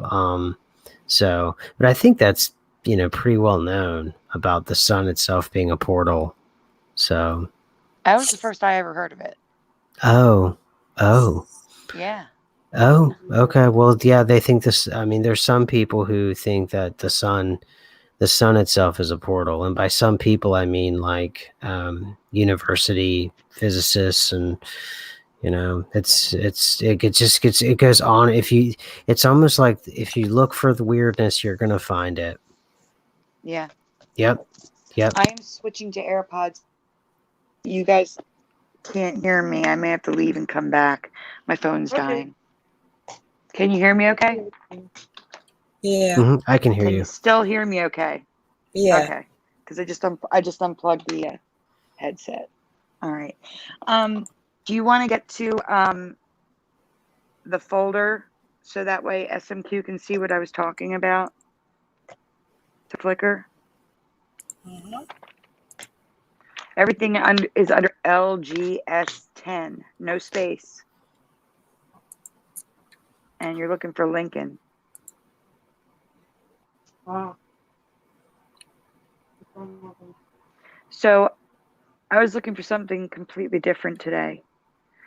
And I happened to notice Lincoln's face. Mm-hmm. And something's wrong with Lincoln's face. What we usually do is I'll show it in a nice chat if anything looks weird to them. I don't want to give them any, I don't want to just give it away. I want to see if anybody sees it too. I won't see that. And you guys can answer too, except for Teresa, because Teresa knows. I told Teresa already. She got me I will keep my mouth shut about it. Yeah. Sandy. I will keep quiet about it. Good. Thank you.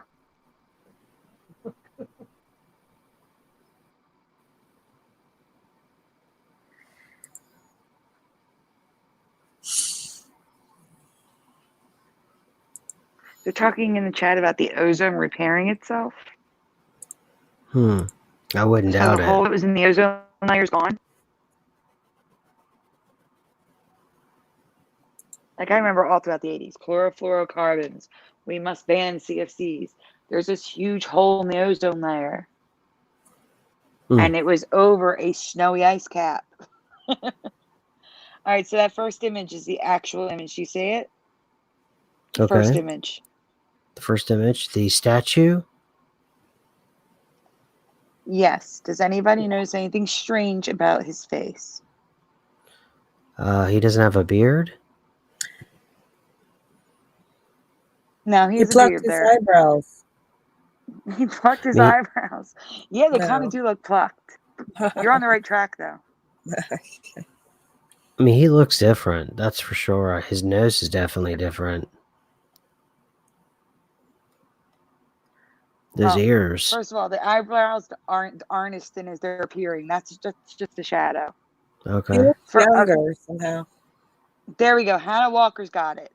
She's saying he looks surprised. I didn't see it as look surprised. What I see is he has an eyebrow raised. I don't remember. Look at that. He's looking at everybody like, are you freaking serious? Like, that's the face he's got. Are you freaking serious? Like, disbelief. That's the word. He looks like he's looking at somebody in disbelief, and his eyebrow on our right, his left eyebrow, is raised with a point. Do you see that? Yeah. It's actually higher than the other eyebrow. I don't remember his eyebrow being like that, or that expression on his face. I remember like a stern expression. Wow. Like he's like judging over us. Do you know what I'm saying? Like there was like a stern expression. Yeah, he almost looks like he's about to laugh in a way. Yeah, like he's staring. I just see you staring in disbelief. Like, are you serious? Really? But his mouth is it almost is like he's gonna start grinning. I don't know. I agree. I see what you're saying. But yeah, for me, it's the eyebrows. Straight up, it's wrong, and I have residue of it. Do you guys remember his eyebrows like that? One higher than the other and pointed? No. How about you, SMQ? No, that it's in line with what SMQ? I was. Yeah, I'm. Can you hear me? I'm here. Hello. Oh no, Sandy, can you hear him? Hello. No, he's just talking to. Teresa. No, Teresa dropped Teresa out came back. You have to leave, Sandy. Sandy's gonna leave and come back. Yeah. Hello. Sandy's gonna leave and come back. Can you hear us, SMQ? Yeah, I can hear you. Can you hear me? Yeah, Teresa, can you hear us? Hello? Yeah, can you hear us? Yes. Okay. Okay.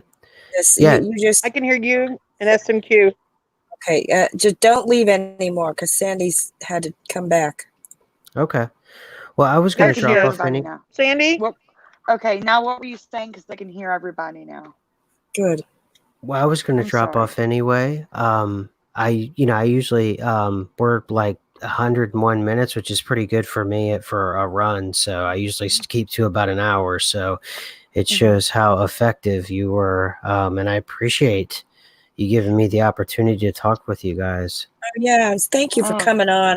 I'm so glad you did. And don't stop what you're doing. Just keep going with it. And please don't fully leave YouTube because people have tried to go to like other places, but they always end up back here. Do you know what I'm saying? Like because I understand. Like my suggestion, you don't have to follow it, but if it's like a super controversial video, stick it on DLive. But if you can, upload to both. Do you know what I'm saying? Because I don't want to see people not. I want people to keep hearing your message. Do you know what I'm saying? Yeah, I appreciate that. Thank you. And I hope you come back then. And yes. Yeah. Thank you. And you have a wonderful evening. Yes. Yes. Thank you for coming. Absolutely. Thanks, guys. Appreciate it. Bye-bye. Bye-bye. Thank you. Bye-bye. Good night. Bye-bye. Thank you. Okay, so and that's fine, Sandy. That the eyebrow is different there. I think that he looks like what do you want? The one is really extra rounded though on the other side. The one that's not raised, it seems really round somehow. But anyway, that's just wait. I have residue. We have residue, and I also have images showing people drawing it who always knew it like this, and it's going to be over exaggerated, and you're going to see it. Wait, let's go back. Like the one that's raised, it's almost like both of them should be like that. But in here, it kind of shows what I mean. Like both of them, you see, Yep. are kind of the way they were shaped. Oh, don't. But wait. I found exactly what I remember in a 1922 image of the actual Lincoln Memorial. It's in this folder. What? So it's Where'd an you image of find the that? actual Lincoln Memorial, which doesn't look like Lincoln Memorial now. It's going to come up. You'll see it. I found it on What? Wikipedia. Mm-hmm. No So way. that's more like I remember. Stern looking. Do you see it? That's a statue from. Yeah, Yeah. now he Oh, you looks already- like surprised. Wait. Go back a minute. Go back from the line drawing. Go back one. That one? No, go. You gotta go back one. That one. Oh. Remember when someone did a video, maybe Moneybags, about an entire park of busts of presidents that no one had ever heard Oh, of? the presidents? You mean like in the President's ground? Park? Yeah, that's the bust. Yeah, the of president's Lincoln. park. They were like falling apart Yeah, because it was now old. look at Yes. see his eyebrows there. How they're like there's like a sternness. Yes. That's how I remember his eyes, his face. Yes. Just sternness. It didn't like a affect the president park, seriousness. did it? No. And now Theresa found this Yes. for me. No, go back one. The line drawing. I'm still talking about that. Theresa found that for me. And it's got the eyebrows more like how I remember, but it also has the hand straight. The original Mandela Effect with the memorial. See it? The other Yeah, hand's look at the open. hand. So it's double residue. It's more flatter. Mm-hmm.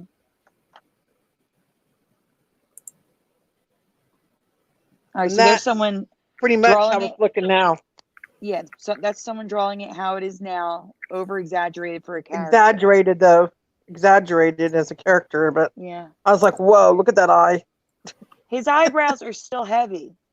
The original image I showed you of the actual memorial, that's just a shadow making it look like he has thin eyebrows. He doesn't have thin eyebrows.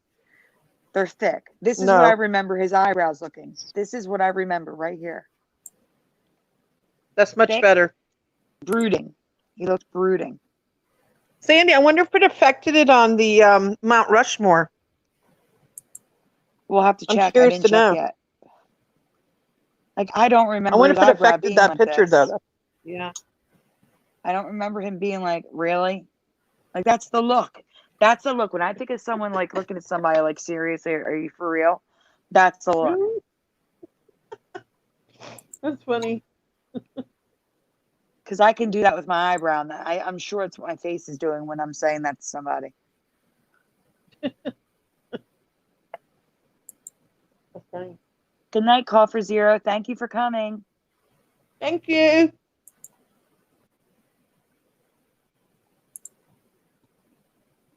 This is the image right here from Wikipedia. Oh no. This is the Lincoln Memorial from 1922. Now you see the image on the right, they were talking about how they were going to change the lighting. The lighting on the left is from the top down. And they're saying how much better it looks than the original lighting from the bottom up. They said from the bottom up, he looked ridiculous. He does look ridiculous from the bottom up lighting. But the point is, look at his eyebrows. This is the actual Lincoln Memorial in 1922. If you go to the next image, it's the Wikipedia page telling you that it's from the Lincoln Memorial. And his eyebrows are down. Oh, well, it's not in order. It's coming, trust me.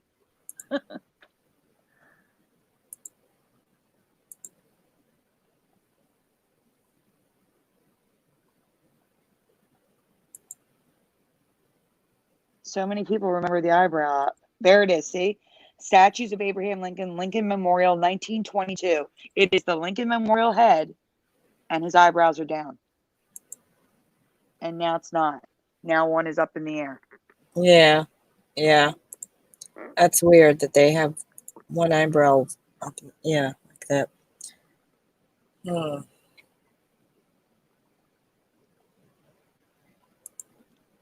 It could also be like, it could be because of the state of politics. Like, are you fucking serious, people? Come on. Wow. You're too divided. Stop being divided. It's a major change for me. His eyebrow was not up like that. Mhm. And I know what you're saying with the thin eyebrows. That's just the shadow. The eyebrows stick out. So the eyebrows are actually white. Do you see what I'm saying? Like the Mhm. black is just a shadow. They're not thin Alright. like that. Okay. Wow. That's different. Yes, Lincoln is still on the penny.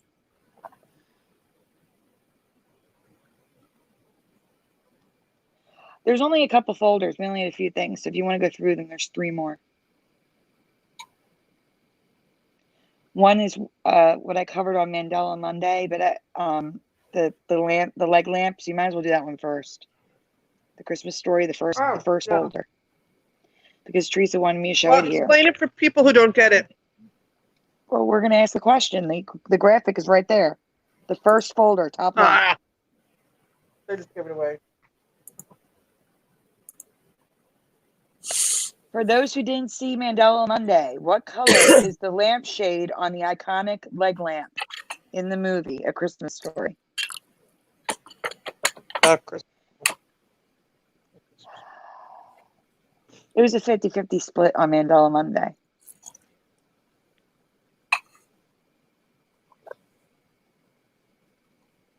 What color do they remember?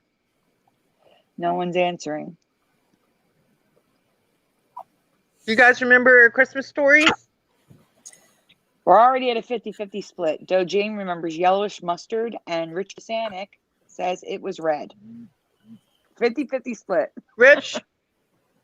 Okay. You remember the kid? Okay, maybe this might Good night, refresh. Remember Brian. the kid with the BB Teresa, gun? wait. Good night, Brian. Thanks for coming. Good night, Brian. Thank you.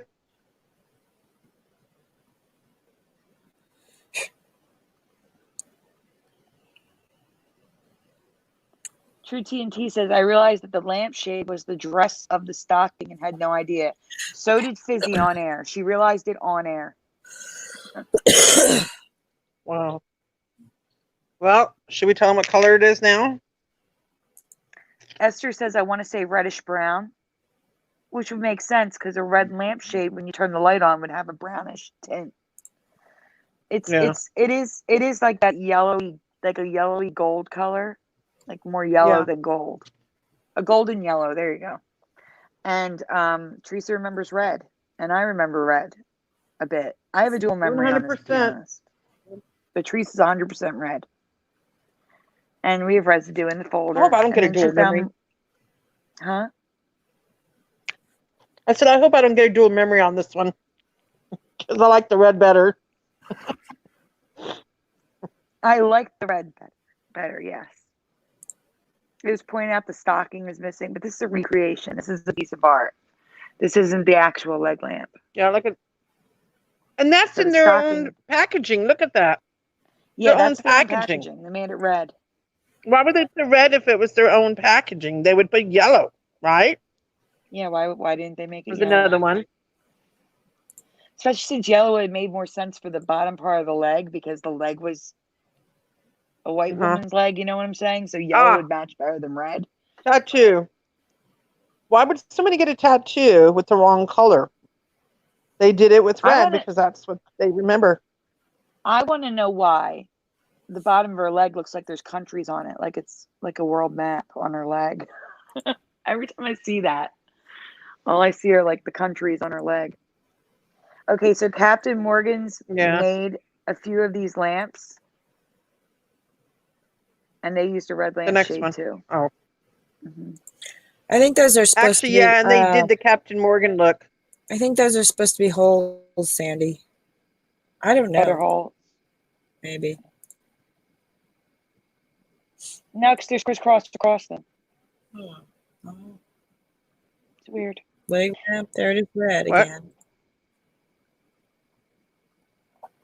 Got a lot of residue. Another red. That's red. Yeah, there's a lot of residue. And I found more yesterday, didn't I, Sandy, of this? More residue. Yeah, that's the new stuff you sent me is in a different folder, I think. Or I deleted it. I'm not sure. Okay. I want to show the new stuff. Nobody's seen it yet. Yeah, look at that. The red lamp. There's another red lamp. I 100%. I remember the red. It's undeniable. Yes, yes, Esther. Like someone else, I forget who it was. I'm so sorry, guys. Another Pointed out tattoo. earlier. Red lamp. Pointed out earlier that some of the changes are raunchier. I used the word raunchier.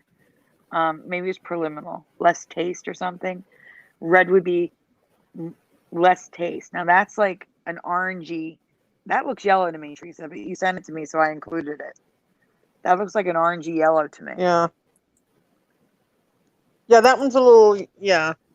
Some of the reds do look kind of a little yellow in them, if you notice that. It's like they're trying to change. So there you go. Look at that one. That's a new one, a new residue. Yeah. I believe that's another tattoo that I found. It is another tattoo. It is. See what it says? Yep. Fragile. How did they say it? Fragile or fragile? No. Remember? It's fragile, but the father pronounced it fragile. He said it must be Italian. Fragile. Fragile. That's funny. Fragile. Yeah, there's the red lamp. That's brand new residue, right? No, none of that's been seen yet. Just for you guys tonight, special residue. Whoa, Mandela Reality found a new Mandela Effect that I've never heard of. Washington did not have a pony. For me, Washington did not have a ponytail on the coins. Really? Yeah, Washington had one of those wigs, those white wigs with pearls in the back. That's it. No tail. You don't remember no ponytail? No, only on Jefferson on the nickel. Only on Jefferson. Wow, that's strange. That's a good one, Mandela Reality. I'm with you on that. Washington did not have a ponytail for me. All right, you want to go to the residue folder since there's more of her stuff in there? Oh, good. Okay, good. I forgot.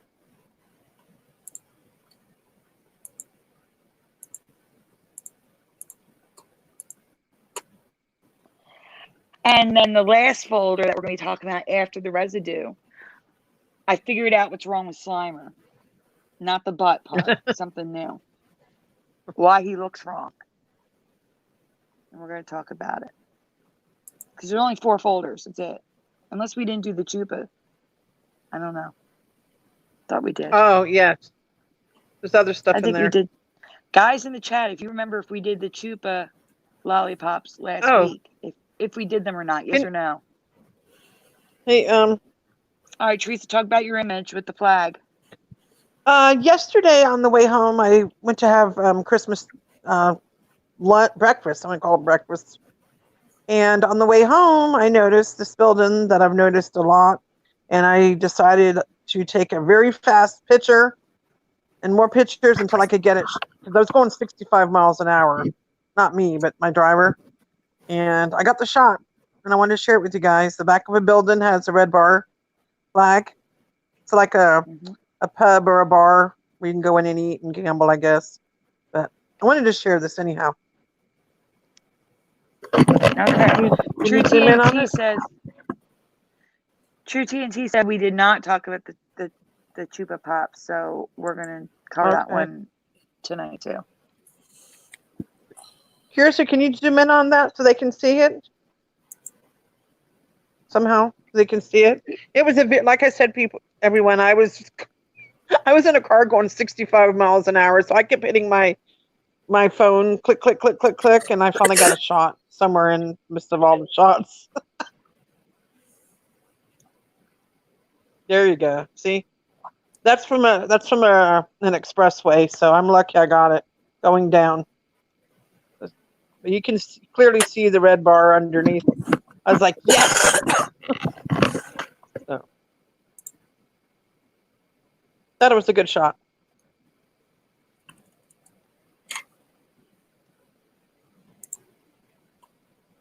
What's the next thing?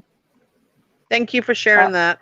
So Theresa found this in the store. Fiora is merged and finding that weird FI thing where the F and the I are connected, the dot of the I. It's so weird. And the R and the A looks weird. It's merged. They're raw. So it's like a double effect for me. You see that? Wow. It looks weird though. The A is part of the R. Yeah. The F is part of the I. Very bizarre. That's a new one for me. Yep. Found that yesterday. I was this one right here I seen on, let's see, when did I get that? When I was getting a fish tank, I happened to have been in PetSmart and I was buying some products and I came across this Fluval and saw that it was merged a little bit and I thought I would share that. Got myself a beta for Christmas. So I got me a little pet beta. But we have to be careful of this one. We don't know it's a Mandela Effect because it even says on the box, formerly Aqua Clear. So that's a brand new logo. So did they design it like that because everything's merging now and that's just their reality where letters merge all the time? I don't know. Or did they design it unmerged and it merged? We don't know. That's the problem. We don't know. I just happened to notice really and I thought I would share it. Yeah, like it's literally all merged. Like LUV and AL is all merged. Love Al. Yeah. Run. Sandy isn't really affected by this one, but I am. No, I'm not at all. You guys, let's ask the chat. Yep. Don't let me see. Okay. Grandma got blank over by a reindeer. Do you remember A, ran, B, run, or C, something else? What do you remember? Grandma blank over by a reindeer. Over by a reindeer. A blank. There's a blank in there somewhere. Yeah. Joe Jane says ran. Yes, thank you. True TNT says run. Sandy's not affected by this one, but I sure am. Not. Cara Maloney says Grandma got blank over by a reindeer. Run. True TNT says run. Do we have any more ran? Cara Maloney says run. Run. Yeah. Anybody else with me on the ran? Mandela Reality remembers both. Ran and run. Thank you. So, with all my other residue that Sandy showed, I have Esther even more residue that I found. Esther says ran. Esther? Jade Strawberry says run. Thank you, Esther. I love you. Run. That's weird. It split up. And I'm going to tell you guys a little secret. My non-Mandela boss / friend, he was singing it at work the other day. And guess how he was singing it? With the RAN. And he's not even affected, but yet I've caught him in a few Mandela effects. And this was one of them. He was just singing it, and I was like, okay. And he remembered ran. I was shocked. Yeah, so that made me feel a little bit better. It's crazy. I know, but let's show the residue. No, I know. That's not what I'm saying. I'm saying it's crazy how strong ran is for you and run is for me. I know. Grandma got ran over by a reindeer, and I got the accident. See, that sounds strange to me. See, look at that. Yeah, there's plenty of residue. You show the lady's shirt yet? No, we're getting to it. Okay. No, Jade Strawberry. I heard it on the radio several times this season. Could just be where you're located. Actually, there's a Curious. Oh, we're talking about. Wait, we're at Lionsgate. I have to explain this first. So, I'm sorry. This is Brian McFarlane's change. It has to do with the 2005 to present logo at the bottom. Okay. I have a close up, so you don't have to worry about zooming in. The E is wrong. It's got cutouts on the sides so that it like you can imagine like a ball attached to it, like a curve. And he doesn't remember that. I don't remember that either. It's going back 15 years now. I don't remember it at all. So when you get to the image where it's just an E, that's what we're talking about. I don't know if it's in order or not. Because, Flickr is fickle. All right, Theresa, more of your ran residue. Oh, goody. This lady made a t-shirt, I guess, they have like ugly t-shirt contest. Look what her shirt says. Costume. I got 2 pictures of this. She made it a whole costume. She has her eyeglasses disheveled, her hair's all messed up, but this is a woman from Facebook, and I didn't want to use her picture without her permission, so I just cropped it to the shirt. This is your Black This Tom is to do residue. with yeah, an event that a lot of people don't remember. This girl was actually at a funeral for her great grandfather, James Dougherty, that supposedly was a fallen officer during the Black Tom explosion in 1916 that a lot of us don't remember, including myself, that caused the damage to the torch and the Statue of Liberty, which they had closed down. And they said it was related to, that was the reason why. But yet you see this girl, I guess in 2007, at a ceremony honoring her great grandfather for this event that we don't remember. So in a way, this is kind of like showing you guys that in this reality, it happened, and this little girl is at her relative's gravesite, which I thought was kind of interesting. I shared that with a few other people that is really into the Black Tom. What happened or what didn't happen. I mean, I don't know how many people remember it. Anybody in the group, do you remember it happening or not happening? I was just curious. I don't. What about you, Sandy? I'd never heard of Black Tom until Brian Stabley. I'm curious to know how many people remember it.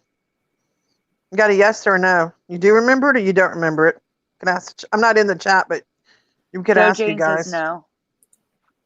No, we got one no. Anybody else remember this? Well, we're looking at ran over a reindeer again. Ran over by a reindeer. Oh, and back to the reindeers. Okay. These are just different things that people made up. Stop. What the heck is... What? True TNT says, I read that the Black Tom explosion could be linked to the Halifax explosion. What Halifax explosion? What? Halifax? That's what I'm asking. What Halifax explosion? We're all saying no to Black Tom. Okay, good. But what about the Halifax explosion? What is that? I don't know. Let's bring it up. You want to bring it up, Curiouser? Well, see what it is all about? When we're done this folder, can you please Google it? Okay. Thank you. Yes. We're gonna look it up, guys. It's okay. Give us a few. There's a snowman. True TNT is saying it's the biggest explosion in Canadian history that we've never heard of. There's your E. See, well, no, it's Brian McFarlane. You see the cutouts, guys? That makes it look like it's rounded on the end. We don't remember that, and it's been there for 15 years. Nope. No. Good find, Brian. Well, he's gone now, right? Yeah, he is, but he can hear it later. Okay. Okay, Theresa, talk about Grease. Ask the chat. So this is an original cover of Grease, the movie, from the, what was it, 76 or 77? What year? 77. 77? Yes. And I remember her having like a flower in her hair, something like that. But now if you look at it, all the pictures, she's got a weird looking six, which to me don't look like a barrette. Don't look like a comb. No, it's her hair. It's a lock of her hair that's curled in the shape of a six that's really lighter than the rest of all of her hair. That does look like a blonde. Very noticeable. That's weird. Like it was just pasted there. Huh? Like the like which piece is of weird. Hair And why pasted. 6?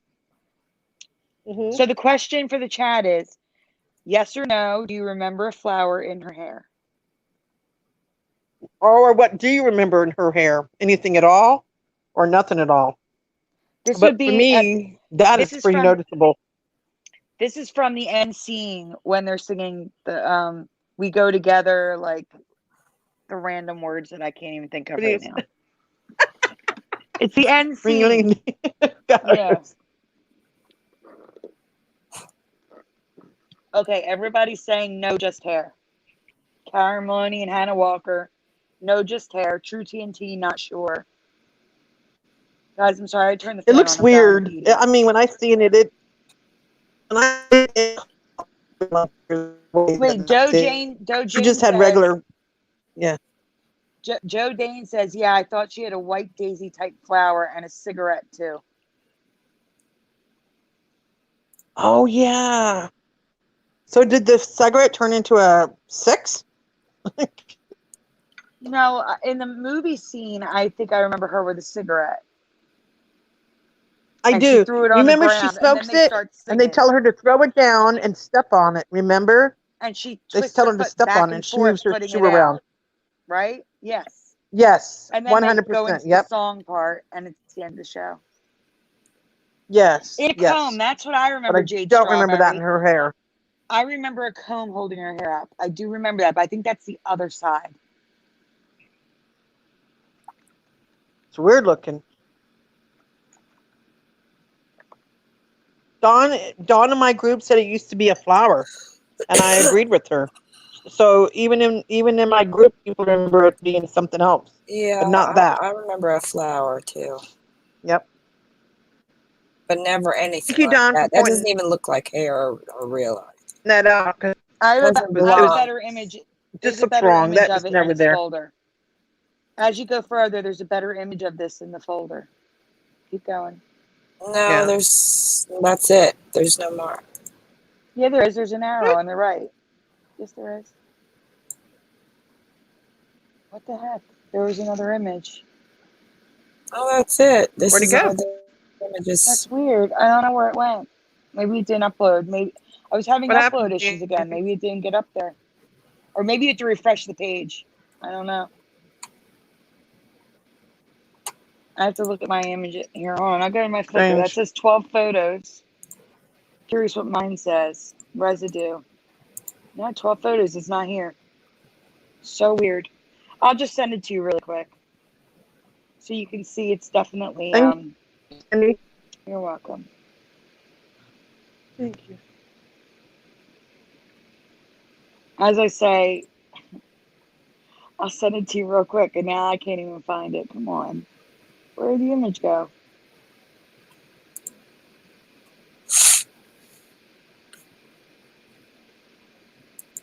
Theresa, I can't even find the image I saved. Which one was it? It was just a better image of the cover. Oh, here it is. Okay, I just sent it to you, Oh. Curiouser. Well, I could have sent you the poster. Remember the one I sent you? Said, yeah, that one. No, Theresa. This one's like a Oh, not that like one. I Okay. bumped up the contrast so you can clearly see the Oh, hair. okay, I got How it. ridiculous Something it you did. looks. Yeah. Okay, gotcha. I sent it to you on Messenger, Curiouser.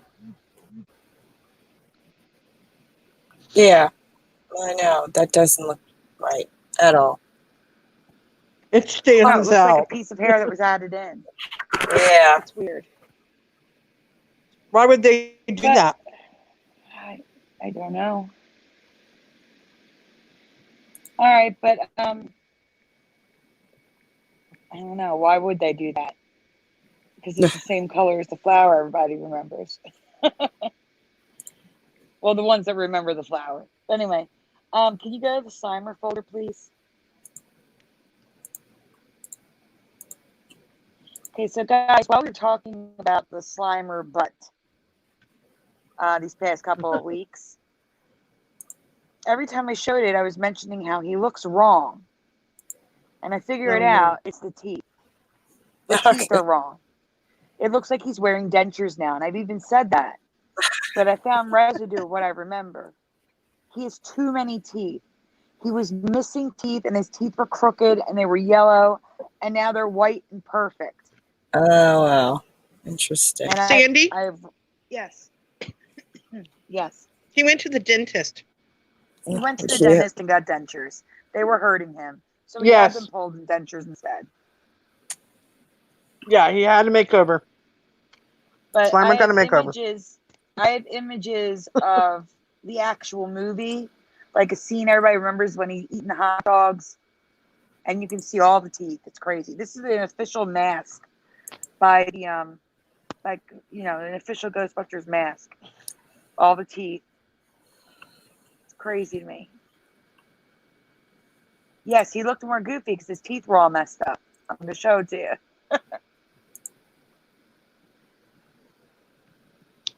Seems So like the they were first trying to images- build a perfect Slimer. Yeah, the first images are how Slimer is now. So there's him in the new movie. His teeth are even more prominently perfect. Wow. He looks even weirder in the new movie, but I just threw that in just to show you it's consistent.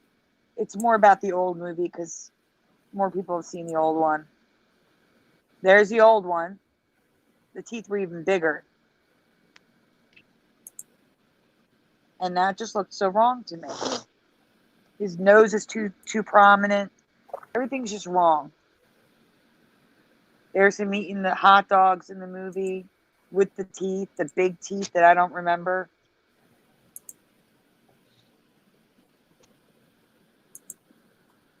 Did you find any residue on this at all? Yeah, it's after. Yeah, it's after this. Okay. Yeah, just keep going. Well, that's better. There you go. There you go. That's better. Yeah. If only they were yellow. That's what I remember too. I don't remember them so white. There's more coming up, but you see how there's like gaps and it's Yeah. not. There's nothing on the bottom. There's no teeth on the bottom. Even the cartoon's a little different than what I remember. So there's a comic strip, a comic book, I mean, and he's missing most of his teeth.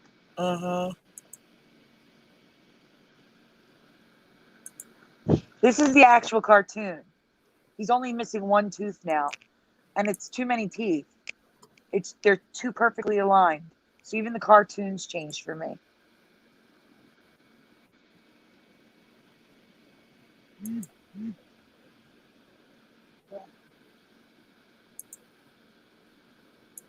Wait a minute, there's Slimer and Weird Science, Burgos. That's an official mask too. Ridiculous looking. I don't remember the blue eyes. Oh, I know who he reminds me of. Sandy. Remember the movie with Jim Carrey, The Mask? Jim Carrey, The Mask. He puts the mask on. Yeah, the teeth. You're right. The teeth and the green mask. Yeah. Yes. Like a Jim Carrey mask when he's smiling, remember? Mm-hmm. I'm going to look Burgos. Dark. You mean like he made a cameo appearance, right, Burgos?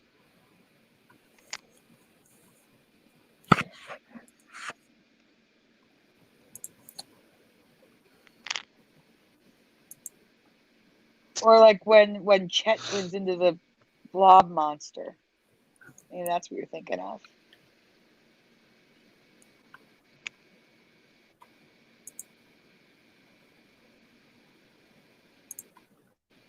Wow.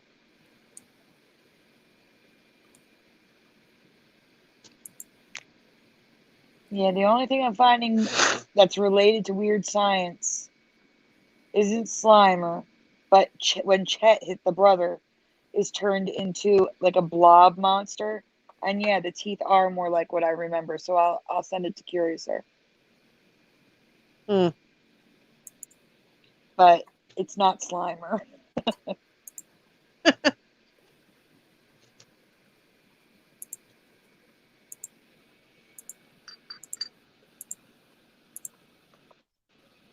Weren't you going to bring something up to show them? It's just like the spaced out, dark, not clean white teeth that look like dentures. Like, see, that's Chet, the brother. She made him as ugly on the outside as he was on the inside. And I believe Chet. Bill Paxton played Chet, I believe. I think so. It's okay. It's still a good comparison. All right, can we do the Chupa? Can you pull that graphic up? That would be the last one in the folder for us tonight.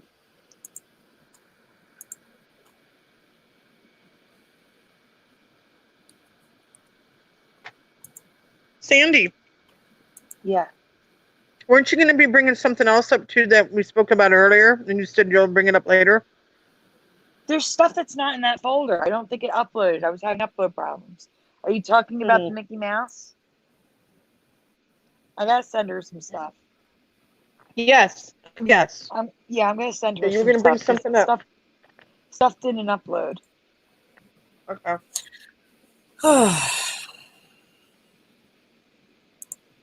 Okay.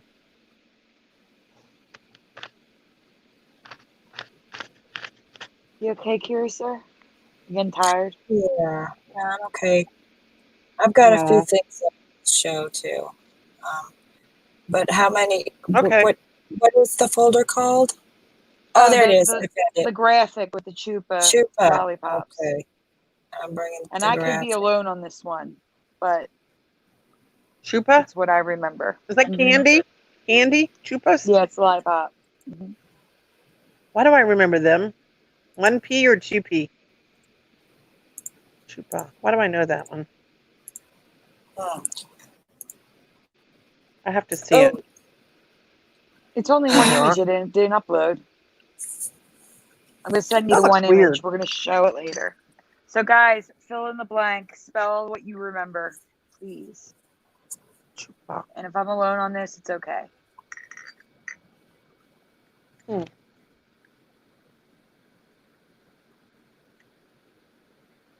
No, we're talking about lollipops, True TNT. I don't understand what you mean, Burgos. You mean like the big tower on top of the star platform? Like the big stone building on top of the star platform? Richard Sanic was talking about earlier too, and we were saying that we've known about it for years. It's crazy that, Change. it's crazy that some people are just learning about it now. We've known about it for like 2 or 3 years now. Like we've shown residue on Brian's show of it. Yeah, the building. Yeah, we've shown residue on Brian's show last year of the building not being there, like collectibles and stuff like that, because we'd already known about that Mandela Effect. It's crazy. It's crazy. You guys are just learning about it. But it's new to some people too. Remember that. Yeah. All right. So Dojane remembers. Like it's funny. I'll find something and Sandy's like, "Oh, we talked about that a year ago." I'm like, "Really?" That happens to me all the time. It happens to both of us. Happens Crazy. to all of us. So Dojane remembers Chupa Chups or Chupa Chups. I don't know how you pronounce it. Is it Chupa Chups or Chupa Chups?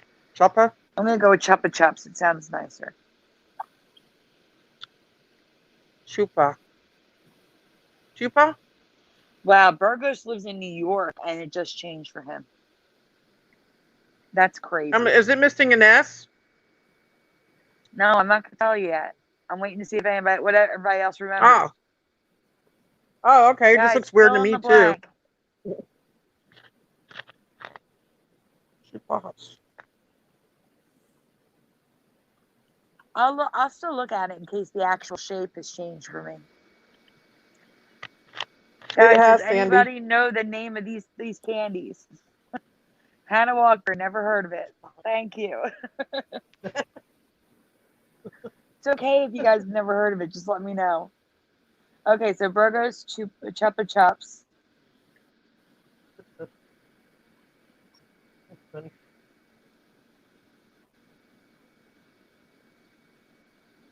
All right, well, Theresa, are you here? Yeah. Okay. Okay, I just want to make sure before I tell them what I remember, because they don't remember it, and I had a feeling I was going to be alone on this. But I looked it up in Portuguese, and what I remember is lollipops in English. It is chupa. Thank you. Chupa chups. I remember chupa chupas.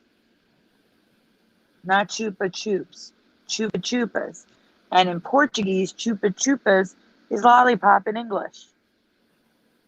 This is what I remember.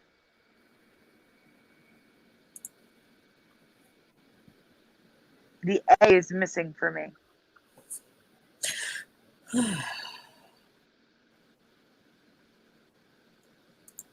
And a lot of people remember it online the way I remember it.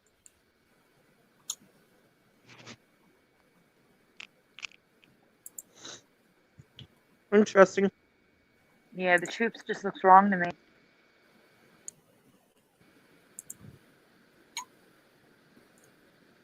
Residue right there. I used to always get these.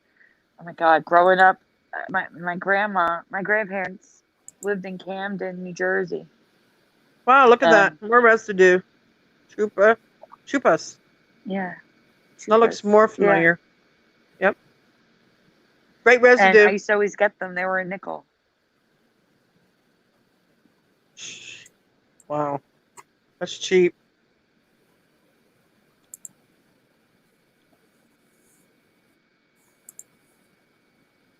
Can't read that one.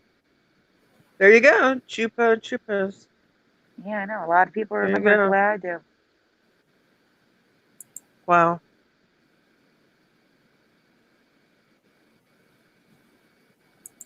Yep. There it is. So while I believe it was Choops for you guys, it was not for me. There's a lot of residue. Chupas? Yeah. Tons. Chupas. What's that? Chupas. There you go. Mm-hmm. Is that like a color? It's a seat cover for your car. Oh, that's cool. Nice.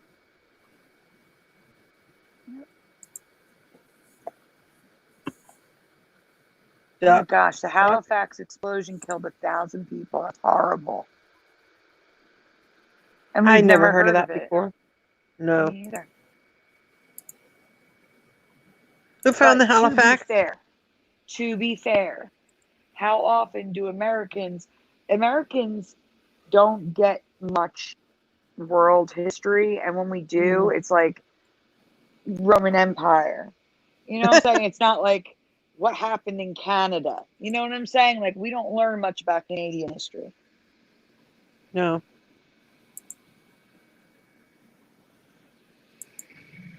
So, I never heard of it. But I don't know that that's a Mandela effect for me. Carlita? If it's just like lack of knowledge. You know what I'm saying? It could be a Mandela effect, but it could also just be lack of knowledge.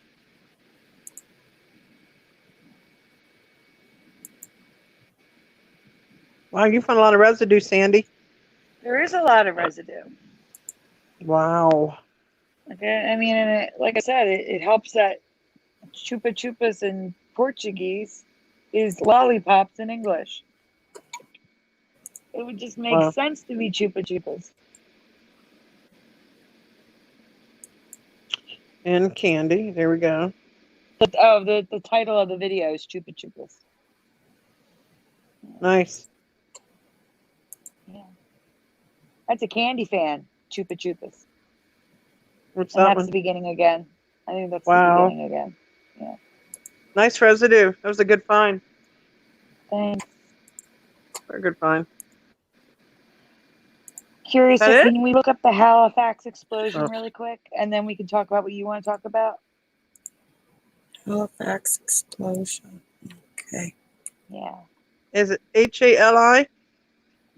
Yes. Halifax. Yep.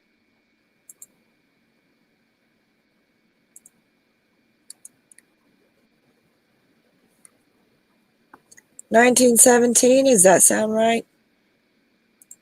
Mm-hmm. I believe so.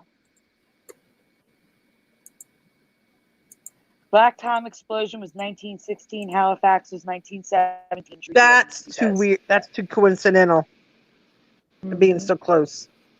There you go. Yeah, so the Halifax explosion was a maritime disaster in Halifax, Nova Scotia, Canada, which happened on the morning of December 6, 1917. In Canada. Okay. Well.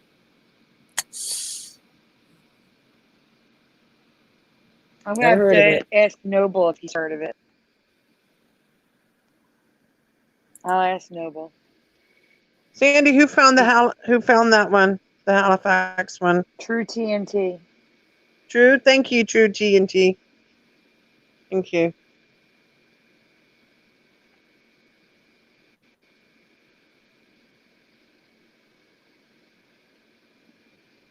I've never heard of this. Me neither. And now they're saying that the two explosions are linked. That's what True TNT said. They're linked? Yeah, they're linked. Whoa. Like somewhere in this Wikipedia article, it probably mentions Black Tom if they're saying that they're linked.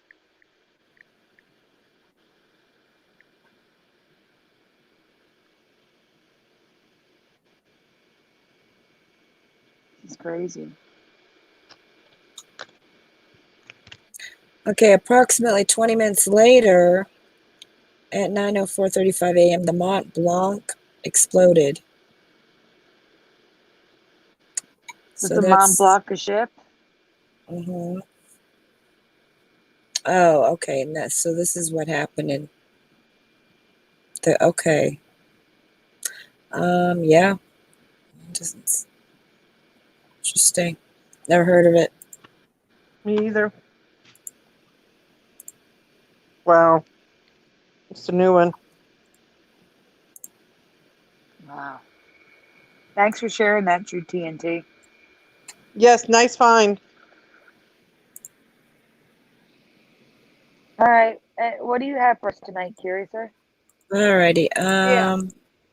Just a couple things here. One is, do you guys remember do you remember this?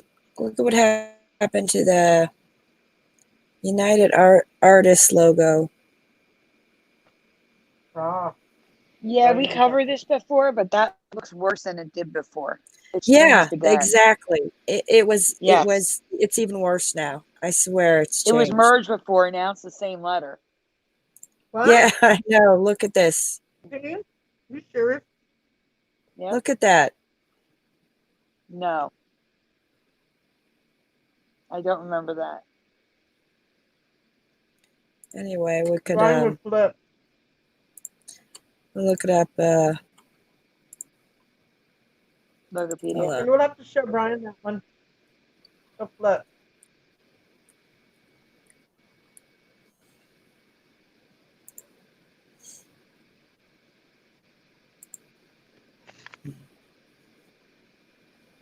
Yeah, here it is. Look at that. The A is almost completely hidden under the U. Yeah, it is. I've never seen that logo before. Mm.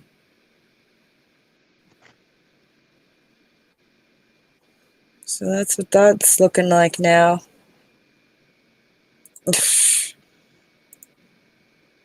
Okay, and do you remember Elme? Oh, yeah, we covered Alme. Okay. Like Yeah. a V. Yeah. Yeah, But even no, though I you don't covered remember it. Alme looking like that. No. There's another upside down V. Just Mm-hmm. made the list of the upside down V's now. Okay, and the Wheel of Fortune, I don't remember the W like this at all, or any of the letters actually. Is looking really different the way the letters are. The R's got Oh no.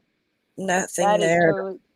Did you look that up on Logopedia? That looks Yes. wrong. In fact, I'll go to it right now. It's a IV heel instead of wheel. IV heel.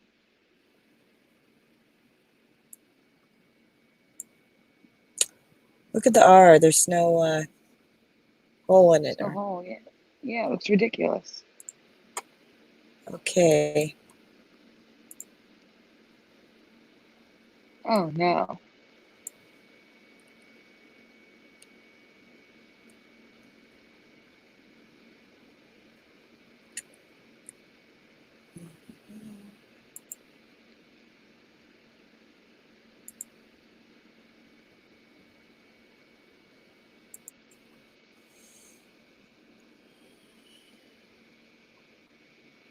Okay, now it'll show these older ones that when it loads. Yeah, look at that. I don't remember that, especially the W stands out, and then the rest too. But look at that. It looks like an I and a V next to each other in a way. Yeah, IV heel. That's what I said. It's ridiculous. The R, the hole has been missing from the R the whole time. This is wrong. Oh my gosh. Yeah, That's fine. it's really wrong. So wrong. We lost Theresa So again. it takes a little while for it to load, but I'll take that off. Okay. But here's okay, 74, 76, 80s, 3, All of them. and 89. And then apparently it changed to that, where is it? Keep going. That little, whatchamacallit? 92 to 94. Oh no, you passed it. I couldn't see the years. The film thing. Mhm. In 2002. Does anyone remember that? Because I don't. I don't either. I've never There's seen a that film. film reel. Yeah, the film reel thing. I don't remember that at 2002, 3, and it stayed like Oh. that. And yeah, Anybody so remember that at all? Do you guys that remember this logo? strange font Hannah Walker has said always none been of it. there. Oh, look at these. What? I don't remember these in 2011 and 12.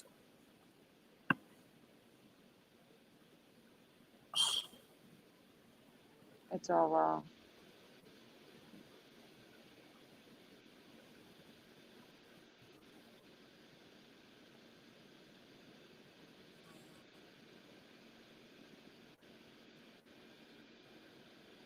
Yeah, very strange font. There's no way I remember that. I don't remember that. I don't remember the film reel either. No. No. Okay, and then I wanted to share. I know you probably all know of this tofurkey change and the way it's spelled without an E. I don't know if you covered this one or not, Sandy. No. A lot of people remember key with an E, tofurkey, which I do too. I don't even Okay. know the product. All right. And so I did find some residue a while back, and here it is. This is how people remember it being spelled. Tofurkey. Wait, how's it spelled now? Without an E. Oh, I see. Yeah, that doesn't make sense because turkey is spelled with an E. Uh-huh. Yeah. So there's that. And a little residue of the sign having been the opposite, the black and white rather than white and black. I don't know, this might be a real old sign, but many remember that. And now,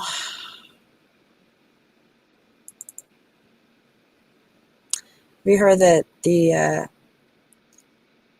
Tianzi Mountains. Never heard of them. Okay, I'll show you. That up. Never heard of it either. That's why I want to show it. While you're showing, I'm going to mute for 1 minute. All right. Okay.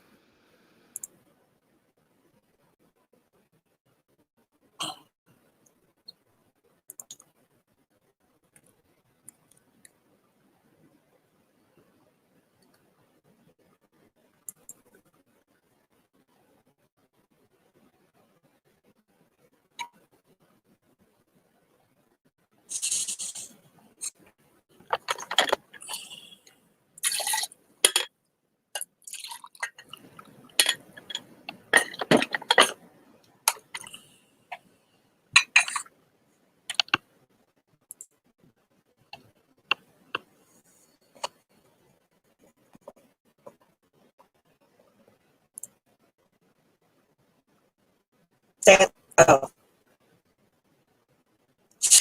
Okay, these are mountains in China that just never heard of these. And they apparently have been around for eons, eons, long time. And they're just these pointy, jagged cliff mountain things. Curious, sir? Yeah. You went You'd probably. You went really robotic. You're okay now, though. That's all. I'm sorry. I didn't mean to interrupt you, but it was really robotic for a second. All right. That's, yeah. I think because you left. Tianzi Mountains in China, that I was just saying, these pointed, jagged cliff things you'd probably recognize or see in like a video game or something, and they just don't look real. But apparently they've been around for like eons and eons in these mountains. But yeah, so these are real mountains. Look at the trees way at the top. Just looks like a fantasy world to me. But anyway, these it exist. Looks like Avatar. Yeah. It reminds me of the movie Avatar. Mm-hmm. Exactly. It inspired the movie, and it's just bizarre. Never heard of it. Well, look, they've even got they've even got elevators going up some. You know, who knows what they have in there for tourists or whatever, but or what is that? Some kind of lift? I would never go on that ever. I would never go on that. Oh my God. It looks so scary. Oh my God. I know. It's not like you can, I mean, it doesn't look like you can very well stop and just stand somewhere, you know? You can't. No. You know, you can't get off. I don't know. See, every time I see crazy stuff like that, I think, who are the brave souls who build those things? Yeah. You know what I'm saying? Like, oh my God. I know. How do they do that? I know. Can't imagine. Can't imagine. But anyway, I thought this was interesting. I just thought I'd share it. They've always been around. And never heard of them myself. And here's, oh, look at that, Sandy. God. You've got the little glass bridges going around. No. Mm-mm. Look at that. No way. That's crazy, because those are really steep cliffs. You can't even, they've got no platforms to stand on, or, you know, I don't understand how that works. But this is crazy. How the heck, who would do that? Go there. Heights lovers, I guess, huh? Okay. Yeah, I don't know how anybody could love heights like that. Here's another one that I thought was interesting because I never heard of it. It's Ukraine apparently has this, they're calling it a fairy tale train track. Ukraine Tunnel of Love and all this other stuff that is an actual, here, let me go to it, train track. I just saw this in a video. Really? Yeah, they said they planted the trees during the war to hide the train's movements. Oh, really? And the trains still run, because if they didn't run, the trees would overgrow the thing, and Yep. it would be basically. They showed it in the wintertime. It's beautiful. Oh, it does look very beautiful, but it's not. I've never heard of it either. So. Me either. Never ever heard of it. Yeah, and it's surprisingly not a lot of pictures here online, which for something so pretty. Why? I think there'd be more. Mm-hmm. Yeah, I've seen this time and time again. There'll be a new something that you never heard of. It's really fascinating, beautiful, and just like a couple of pictures of it. Like, what the heck does that mean? That's it. They had the video I saw had pictures of it with snow. I don't know where they're finding it though. Yeah.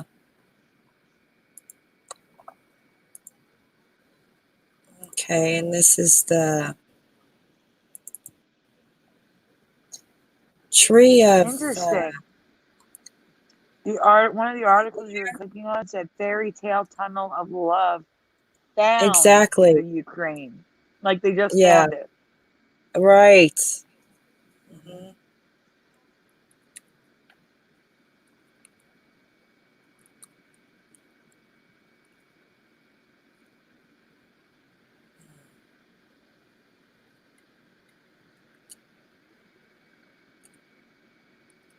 I would do Tunnel of Love Railway, Ukraine, and see what comes up. All right. Hold on. I wanted to show this lone tree. Okay, it's the only tree in this whole desert. Like one tree that's growing there. Does that seem odd to you? It does to me. Seems very odd. Niger. Yeah, Niger. Isn't that in Africa? But look at that. I can't believe I've never seen such a thing. Usually if there's a tree or plant, there's other kinds, same kinds right by them, close. And look at that. There's skeleton remains. There's one tree. It just is bizarre. But anyway, so I discovered this is the tree of, how do you say that? Tenere. I can't see it. Here's where it's located. I can't tell where. Okay.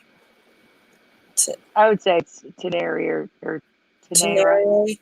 Tenere. Sahara. Tenere. Yeah. Okay. By the, what is it? The Sahara Desert. This is a very hardcore desert area, and there's one lone tree there. One hardy tree. Is that strange or what? It's been very bizarre. Yeah. Someone in the chat is asking you, let me see. Oh, Dojane, have you ever heard of luxury submarines? No, No. I've never heard of anybody owning a submarine. Okay. Yachts, but not submarines. No.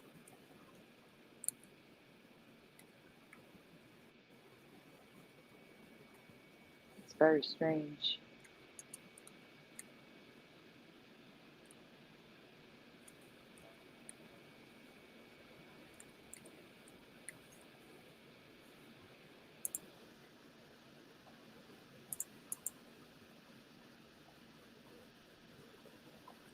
Yeah, I guess they exist here. Look.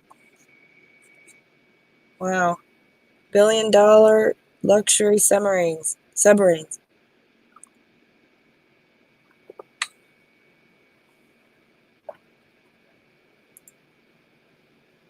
You can spend $2 billion on that. It's for billionaires. Yeah, it's for billionaires, definitely. Though it's not heard of. It might not be too commonplace, but it exists. It's weird. Wow.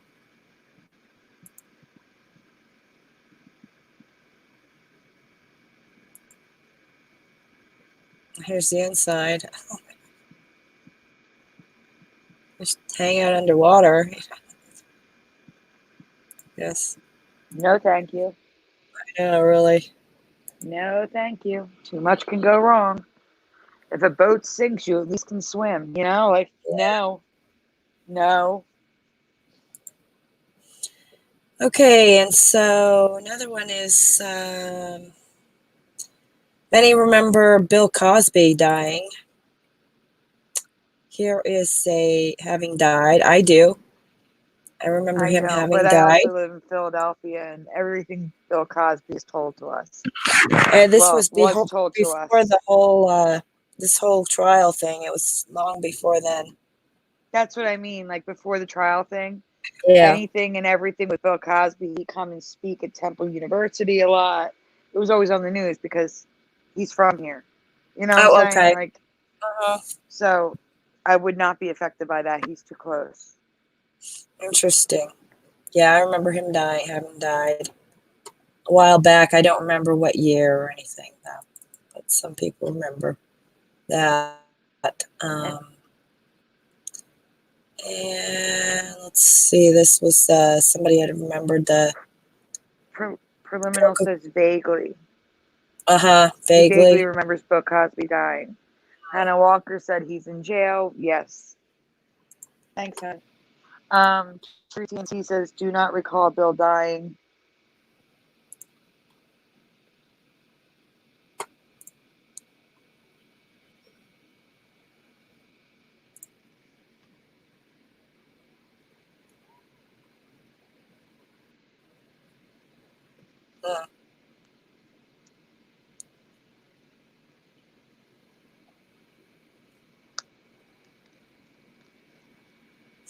All right, well, that's all I've got.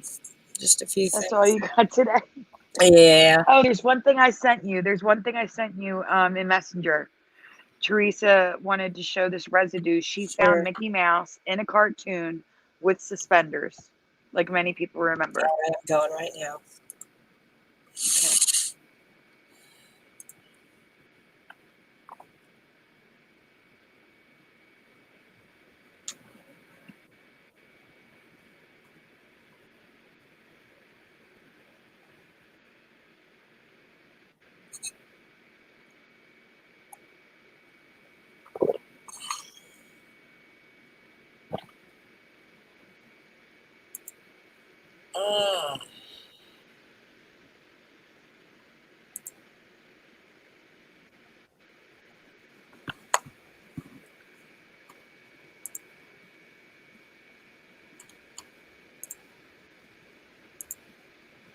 A tilde, guys. It's called a tilde. TILDE or tilde. Depends on, I guess that's a dialect thing, how you pronounce it. Okay, yeah. Yeah. See And that. for Coca-Cola, for me, the word Coca wasn't higher up than cola, but it's higher up now too. So as you guys can see, there, Mickey Mouse has suspenders on there. It's hard, it may be hard to see, but Yeah, I can't really zoom in, but it's a little white dash on his back. yeah, here. Yeah, that's how I remember too. Suspenders.